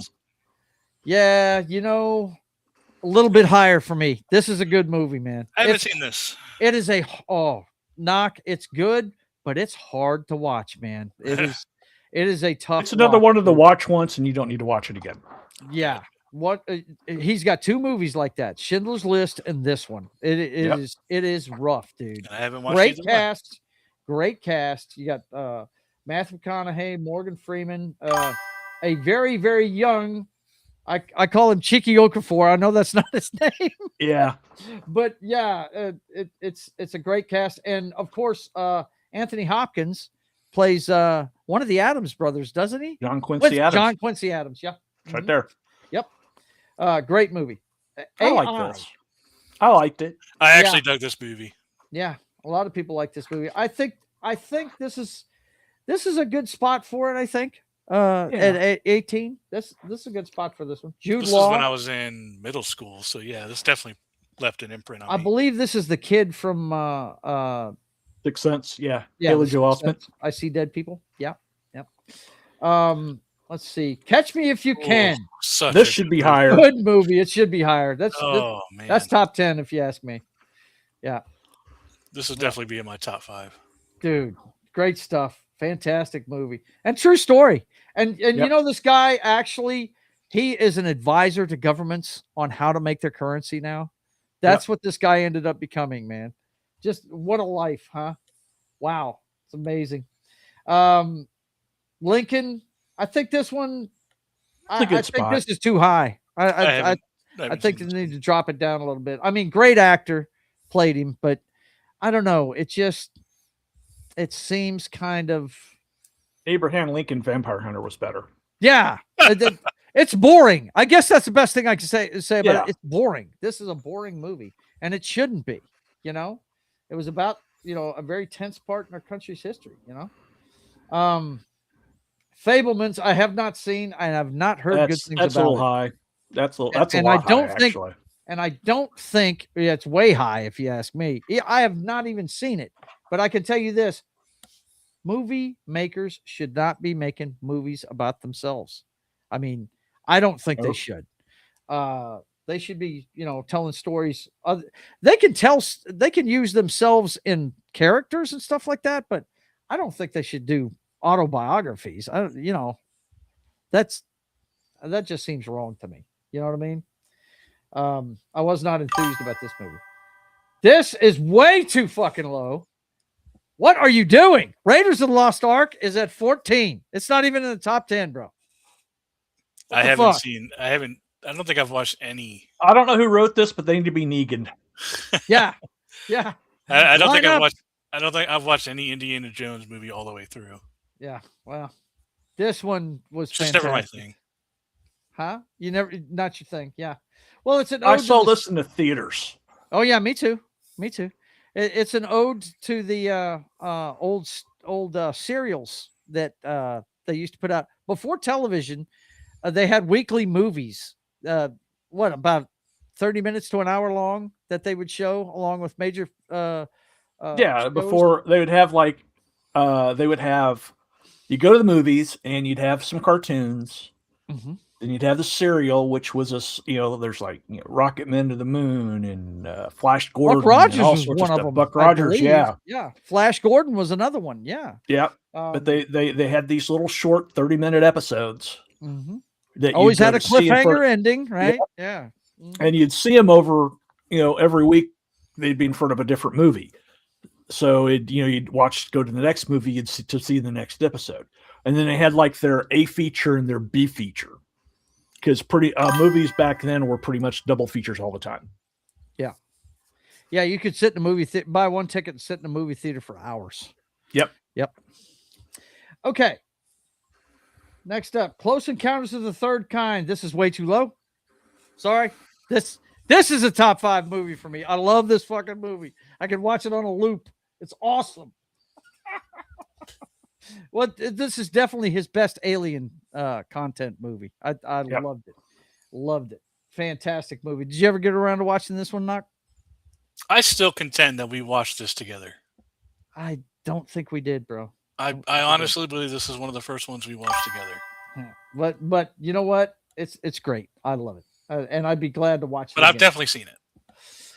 Oh, 12.5 Poltergeist. That's a good spot for this one. Yeah. That's a good that's a good spot. I like that. That's a good spot for it. That's crazy that she's in the TV. Like, oh man. Fuck that. Yeah. Get out of here with that. Get out of here with that. Let me tell you something, man. Then the house disappearing? Nah. The house disappears. And you know what? I saw this in a movie theater down in Metairie, Louisiana, and the inside of it looked like a fucking church. I was scared out of my fucking mind. It had a pointed roof and everything. I was like, holy shit, what in the hell is going on here? All right, let's see. The Color Purple. I think that's a little high, but you don't need to put it much lower. This is a good movie. No, if you've never it's a seen good spot. It's good. It's a good spot. Yeah, but it shouldn't be top 10. I don't think. No, but it's a good movie. It is good. Jurassic Park should be higher. Yeah. Jurassic Park needs to be in the top 5, if you ask me. Yep. Now that I'm looking at his movies all together, what do you think? The thing is, you can go back and watch Jurassic Park. The dinosaurs still hold up. Oh, dude, yeah, the CGI in this movie holds up. That's what blows me away. It's not CGI. Most of it is practical. Oh, I know, but that's not, my friend. No, that's not. That's not. Is not. But he's a master of using practical effects and the computer generated stuff together. Yeah, he's really good at it, man. This used to be top 5. Obviously this was the perfect age for me. I was born in 88. I was 5 years old. So yeah, this was absolutely grew up with this. I watched this a gazillion times on VHS. Yes. I watched it as many times as I could. And you were born the year I graduated high school. And I was able to watch this one 2 years ago in concert, and it was fucking awesome. Really, you got to go to one of those concert things and see? Yeah, where they play the movie, but the orchestra below the TV, the screen plays the score of the movie, and it's so good. It made it 10 times better. Well, I got to tell you, Spielberg really benefited from his partnership with John Williams, and this is probably I tell you, if you're a big fan of his music, go ahead and go see Disclosure Day in the theater, because it does have a good score. It's probably the last retirement. It's probably the last one he's ever going to do too. Yeah, he came out of retirement as a favor of Steven Spielberg to score this movie, and it's good. We stayed a little bit to listen to the end of it, and it's yep, it's it's John Williams, man. Empire of the Sun. This one right here, that's a good spot. This is a good fucking movie. Yeah, it is. Yep. It's not his greatest, but man, it deserves to be high up there. Yep, absolutely. Have you ever seen that one, Knock? No. Oh yeah, this might be one you'd be interested in for sure. You need to check that out. Indiana Jones and the Last Crusade. They've got that above Raiders of the Lost Ark. Wow. I love the Last Crusade. I do too. It's not better than the first two. I don't think it is either. I think it's number 2 on the list of Indiana Jones movies. I can see that argument. Indiana Jones, then Last Crusade, then Temple of Doom. And by the way, there's only 3 Indiana Jones movies. Yeah, that's all there is. There's only 3.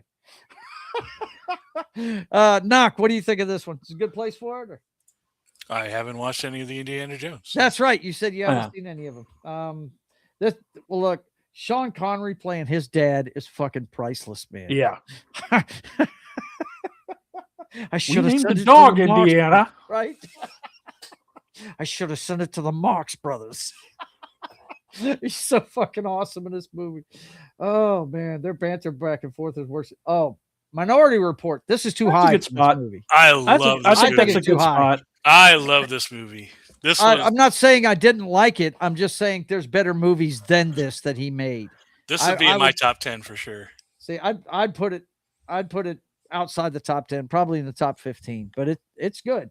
It's good, but I wouldn't put it this high. This is I could probably see it in my top 10. Really? Okay. Yeah. All right. I feel you. Next up, Bridge of Spies. That should be a lower. lot lower than it is. That's not a top 10 Spielberg movie. I'm sorry. It's just not. And I love spy stories. Believe me. No. He's not that great at it. Sorry. No. Warhorse at number 6. It's a little high. That's a lot high. That should be like 15, 16. Yeah. Yeah, I can see that. What'd you say, Knock? I haven't seen it. Haven't seen that one? Yeah. What is this World War I or II that it takes place in? I remember. I think it's 1, right? Isn't it World War I? Yeah. Yep, World War I. The Great War. What okay, the fuck? that should be not even on the freaking list. Who wrote this list, man? Hollywood, bro. It's Hollywood Reporter. Get the fuck out of here, man. Give me a break. Hey, we still haven't seen Dial of Destiny, by the way. So just unbelievable. brace yourselves. Are you kidding me? Give me a break. What the hell is going on here? That should be dead last. This one should be dead last. Yep. Why? Because he wouldn't even put it in English, man. He said no. No. And didn't even put subtitles on it. He wants you to learn Spanish to understand the movie. The fuck? Give me a break. Remakes a timeless classic musical and makes you go do homework to see it. What the fuck? What's worse is he tried to put it in a modern setting and it doesn't work. No. In a modern setting. Yeah. No. Gangs today shoot each other. They don't dance. They don't dance. Right? Schindler's List in the top 5. Okay. Yeah. It's the one that gave him all his Academy Awards. And yeah. Look at the caliber of the 2 dudes pictured. You got Liam Neeson playing Schindler, and you got Ray Fiennes playing was it Auschwitz that he was the commander of? Yep. Oh my God, man. This is one of those ones that you got to be in the right mood to watch. And right. you'll probably never watch it again after you watch it, man. It's just it's one of those ones. The 2 most devastating movies I can think of to watch is this one and the anime Grave of the Fireflies. Well, I'd put Passion of the Christ in that book too. It's you know the story and everything, but then you watch. Yeah, but that movie eventually has a happy ending. That story has a happy ending at some point. But there's nothing happy about this. Wait. I would argue there is a happy ending to this. There is a happy ending to this. He saved as many people as he could. You know what I'm saying? So yeah, I think there is a happy ending to this, but there is way too much trauma the way up to the finale of it. Oh, it's so gruesome. But yeah, that's a perfect place for it, I think. Munich? No. God, come on, man. It's a good movie. Don't get me wrong. This is about the Israelis getting revenge for the Munich killings at the Olympics. They go after the guys that did it. And 70, was it 72? Yeah, we 72. mentioned that earlier, Gambit. What's that? Yeah, we talked about that earlier, buddy. Yeah. Sure did. Good to see you, Gambit, by the way. Definitely good to see you over here. Thanks for coming. This should be outside the top 10. I'd say it's in the top 20. It's a good story, but nah, just because of the subject matter, I'd put it outside of it. Jaws, that's number one on my list. That's my number one favorite movie he's ever made. I have actually, guys, listened to this movie more than I've watched it, because when it first got put on television, I recorded it on an 8-track tape player so I could listen to it. I loved it so much. I loved this movie. We went to see it the year it came out. I was 10 years old. My brother was 8, and this movie traumatized him, man. He's still, he's a big action movie star, but if you show realistic death in a movie, he does not like it. He does not do well with it. You know what I mean? Because of this flick. When we showed up to the theater, we showed up late, and when we were walking to our seats, of course, he's got me and my brother by our hands, and the whole family was going, and the girls being thrashed around by the shark, screaming and yelling. And this is the first thing my 8-year-old brother sees walking in there. And he just says to Dad, "We're not going to see this movie." And he goes, "Yeah, we are. Come on." He dragged him to his seat. I'm telling you, he was mortified, man. I loved every minute of it. The tagline pretty much sums up the reaction to the movie. You'll be afraid to go in the water. Oh, yeah. You'll be afraid to go in the water. And yes, it did that to people, man. It did. Oh, yeah. My There's an God. entire generation that won't go swimming in the ocean because of this. Yes, I'm telling you, man. But like a lot of great movies, you had a trinity of characters that were just a perfect blend. You had the guy that was scared to death to swim in Brody, the sheriff, right? And yet of he's an island sheriff of an community, island, yeah. right? And he's scared to death of the water. Then you had Clint, the old fucking fisherman that give a fuck about nothing. And he was a veteran on top of that, right? Because, that scene where he talks about the Indianapolis, man. The wreck of the Indianapolis. Dude, that is... Clint makes this movie. Yeah, he does. He absolutely does. And then Richard Dreyfuss, we got introduced to him as Hooper, and he's fantastic. He is great in everything he does. So, yeah, this is number one on my list for Steven Spielberg. Knock, you've seen this, I take it? No. Yes? Yeah. No. No, you haven't? Oh, dude.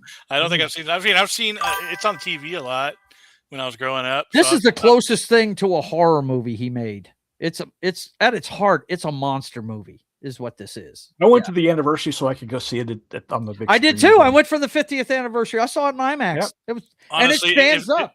If they do like what would it be for the next one? The 60th. 60th, then maybe I'll go see it in theaters. But yeah, it's nothing I'm in a hurry to see. That's the best way to see it. I think I've told you guys the story. I took my daughter when she was in her 20s to see it. She's like, "Oh, Dad, I've seen that movie." I said, "You haven't seen it in the Darkened movie theater. It's a totally different experience." And we walked out, and I said, "What'd you think?" She goes, "Yeah, that movie's a lot scarier." Although, if they ever do Jaws in concert around here, I will 100% go. Right? Yeah, another John Williams. That would be a pretty score. sweet way to experience it for the first time. One of his most famous scores, man. And you know what the best part of that score is? And you really, you really need to see it sometime, Knock.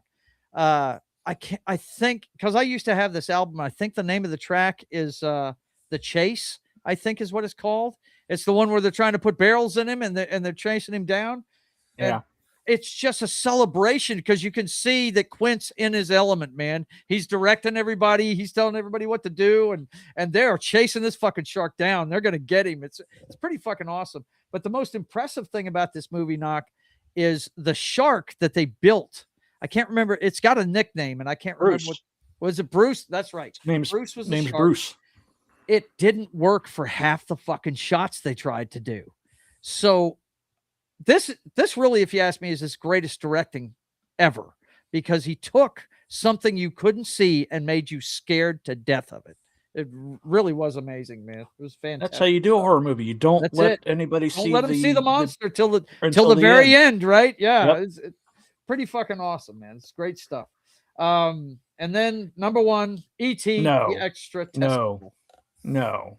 Just no. Guess what movie's not on here? I didn't see. They don't have everything on here. Yeah, they don't because- have. No, they don't. He's They got don't more have Final movies Destiny. than 35. So. Yeah. Yep. But E.T. being number 1, I don't know. John, are you okay with that? No. Nah, I'm not either. It's not. This movie's not in the top 5 for me. It's not. It just isn't. It's not in my top 5 either. Huh? I don't think it'd be in my top 5s either. What about you? Not. I would say if you want to put it in the top 5 of memorable for me, then sure, on this list. But I mean, I haven't watched it since I was a kid. I remember seeing it. It was very interesting. You know, an alien. When I watched Stranger Things, I thought of this movie right here. You know what I mean? Because it's another group of kids trying to help out an alien kind of thing. You know. And I still grew up in this era, right? I mean, it's 82, but the 90s was still in that, same kind of pre-internet phase, or everything online. So I rode my bikes everywhere. I was part of that generation of riding bikes everywhere. So yep, absolutely. it was still relevant for me when I was growing up. So the movie was fine, but yeah. Well, if I was gonna do a top 5 of Spielberg stuff, like I said, Jaws is number 1. Number 2 would be Raiders of the Lost Ark. Number 3 would be Schindler's List, even though I may never watch it again. I mean, it's that rough a watch, man. But the scene I always remember, John, is Liam Neeson breaking down in front of the car. Yep. When he lets everybody know it's over. And I'm sitting there tearing up thinking about it. He was just sitting there after all he had done. He was like, I could have saved more. He just couldn't believe. He was so happy it was over, but he broke down right in front of that car. He couldn't handle it. But that's number 3. Number 4, Saving Private Ryan would be number 4 on my list. I love that movie. And number 5 is tough, man. Probably I'd have to go with Amistad. That's another one that is just, it's a fantastic movie, but it's another one like Schindler's List that you've got to be in the right mood to watch. It's about, if you don't know what it's about, I think, weren't the slaves trying to get their freedom or something like that? It was a famous case at the time, but it showed what they had to go through when they came from Africa to the United States. And it was the first time we met Damon Hansu in a movie, who is a fantastic actor. Everything he's been in, I love. And fantastic fucking movie, but you have to be in the right mood for that one. Joe, I got to bug out. Okay. It's that Take time. care. It's Take care, bedtime. brother. Okay. It is. I'll be listening in while I get ready for bed. But we are fixing to wrap it up anyway. If you had to say what your favorite top Spielberg movies are, go ahead and list them off. I was probably number 1, Saving Private Ryan. Yeah. Catch Me If You Can is up there. I'm trying to think top of my head. Ready Player One is top 5. And that's all I can think of right now. Okay, brother. Well, take it easy, and I will talk to you later. Yeah, buddy. See you Friday, John. Raiders, Jaws, Jurassic Park, Saving Private Ryan. And for 5, I would actually probably go. I'm torn between either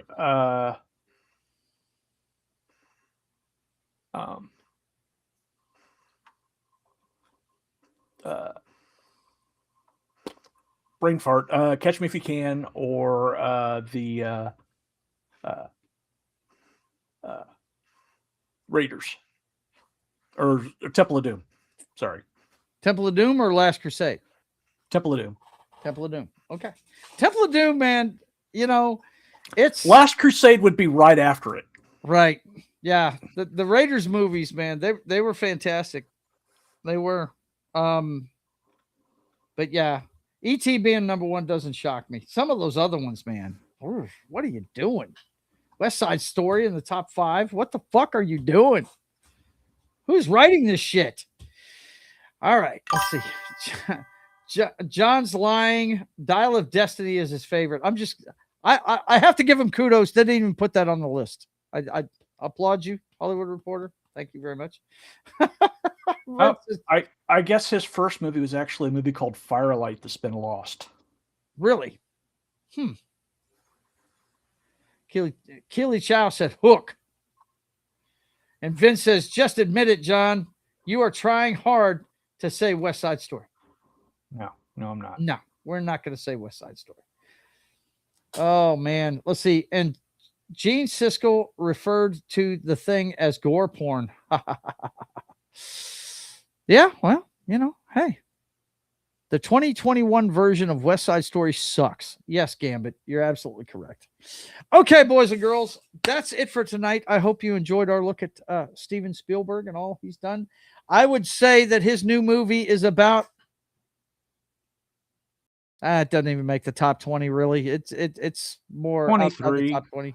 But it's definitely better than a lot of the ones that we see higher up on this list. That's for sure. Oh, yeah. But anyway, that is it for tonight. I hope you guys had a good time. You want me to push anything that I'm not already going to push, man?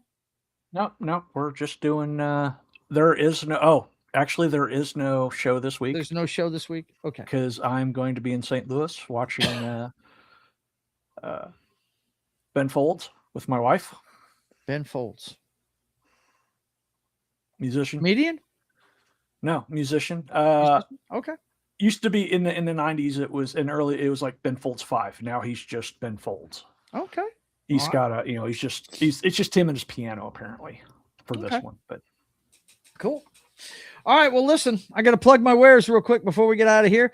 To support the channel, I want you to go by JoesAtmosfere.com. Order yourself a commission. Just go down to the email and get a dialogue started with me. I do pencil sketch portraits, $75 a face. John's got one. He'll tell you I'm pretty good at it. Yeah. And I've also shipped them to Christian DeLorme's. A lot of people have my stuff. I keep running into people that have my stuff that I forgot that I even did. But anyway, you can order it there at JoesAtmosfere.com. And it's also got my streaming schedule, a bunch of stuff about me, what I've got in the works, that kind of thing. Also, you can go by Subscribestar if you like what I'm doing with the comic book. Check out everything Privateer over there, the origin stories of the characters, the artwork that I'm doing on it, that kind of thing.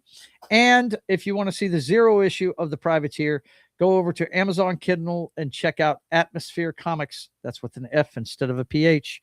And you will find the 0 issue of the Privateer. So that's all ways you can support the channel. So do that at your leisure. We would definitely appreciate it. And then, of course, you're watching State of the Atmosphere. We do this every week at 5:30 p.m. Central Time. I've got to go see that friggin' Obsession movie. That looks so good. And look, friggin' our guy Knock doesn't even watch horror movies. He went and saw it and loved it. So there you go. It's getting good word of mouth. Anyway, we'll be back at 5:30 next week talking about, let's see, are we at the end of the month yet? Yes, I believe we are. Because I think there's only 30 days in June. Yep. Yeah, you're right. Because Tuesday's the 30th. Yeah, Tuesday's the 30th. So we will be doing all the July releases. That's Spider-Man, that's Supergirl, and a bunch of others. So we'll be talking about the July movies next week at 5:30 p.m. Central Time. And then, of course, the next time you'll see me is going to be on Friday at 1 p.m. Central Time for Sketching the Privateer. Everything you need to know about the America's Pirate Patriot, as I work on the comic book live. You can check it out 1 p.m. Central Time on Fridays. Friday at 8 p.m. is usually the time for Baldur's Gate. Like John said, they're not going to do it this weekend, but the crew of Knock, Martin, and Gary will be back a week from this Friday at 8 p.m. Central Time on Pop Culture Minefields channel. And then, of course, on Sunday, my brother is leaving for Pennsylvania to see his son, so he won't be in this weekend. So it's going to be chilling at the club on Sunday at 6 p.m. Central Time. Chat-driven chill stream. What do you want to talk about, folks? Just let me know. You guys show up. I will look up whatever you want. We'll talk about it. As long as we can put it on YouTube. You know what I'm saying? Anyway, look forward to that. 6 p.m. Central Time on Chilling at the Club number 32.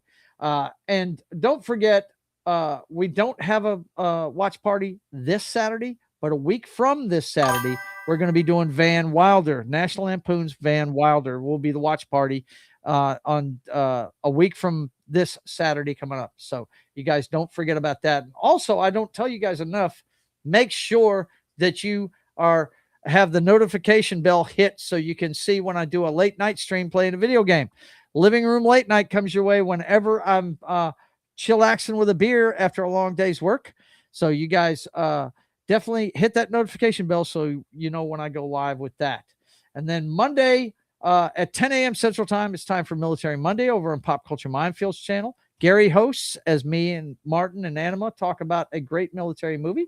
And then, of course, at 3:30 p.m. Central Time, we head over to That 70s Rock Fans channel, and he's going to be placing Expedition 33 this week at 3:30 p.m. Central Time on his channel. And then, of course, that brings us to Tuesday, and we're going to be playing Fable 3. Our good friend Ariel was asking when I was going to finish this playthrough because I started and never finished it. So I'm going to do another night of it on this Tuesday at 10 p.m. Central Time. Video games, cocktails, and fails with my friends. They're all heckling me as I mess up playing Fable 3. And that brings us right back around to State of the Atmosphere. So let's check out the chat real quick before we get out of here.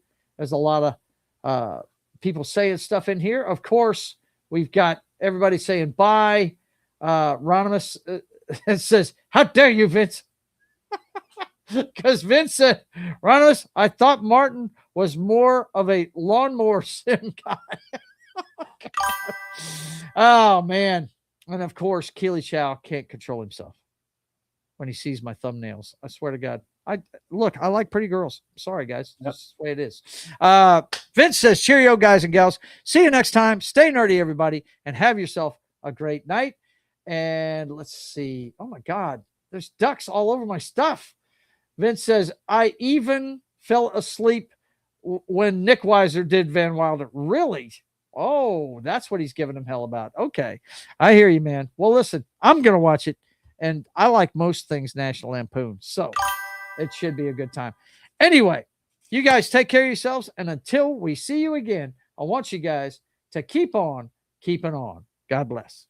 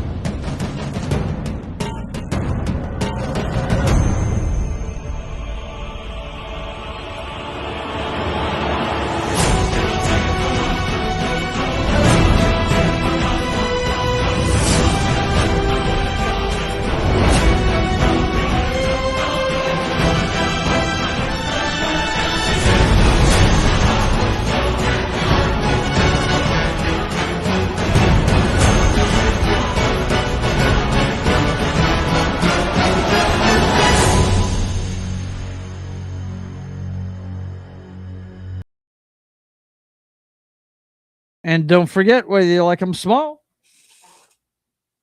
medium, or large, Titty Tuesday continues into Wednesday every week on Joe's Atmosfere channel. We'll see you next time. Peace.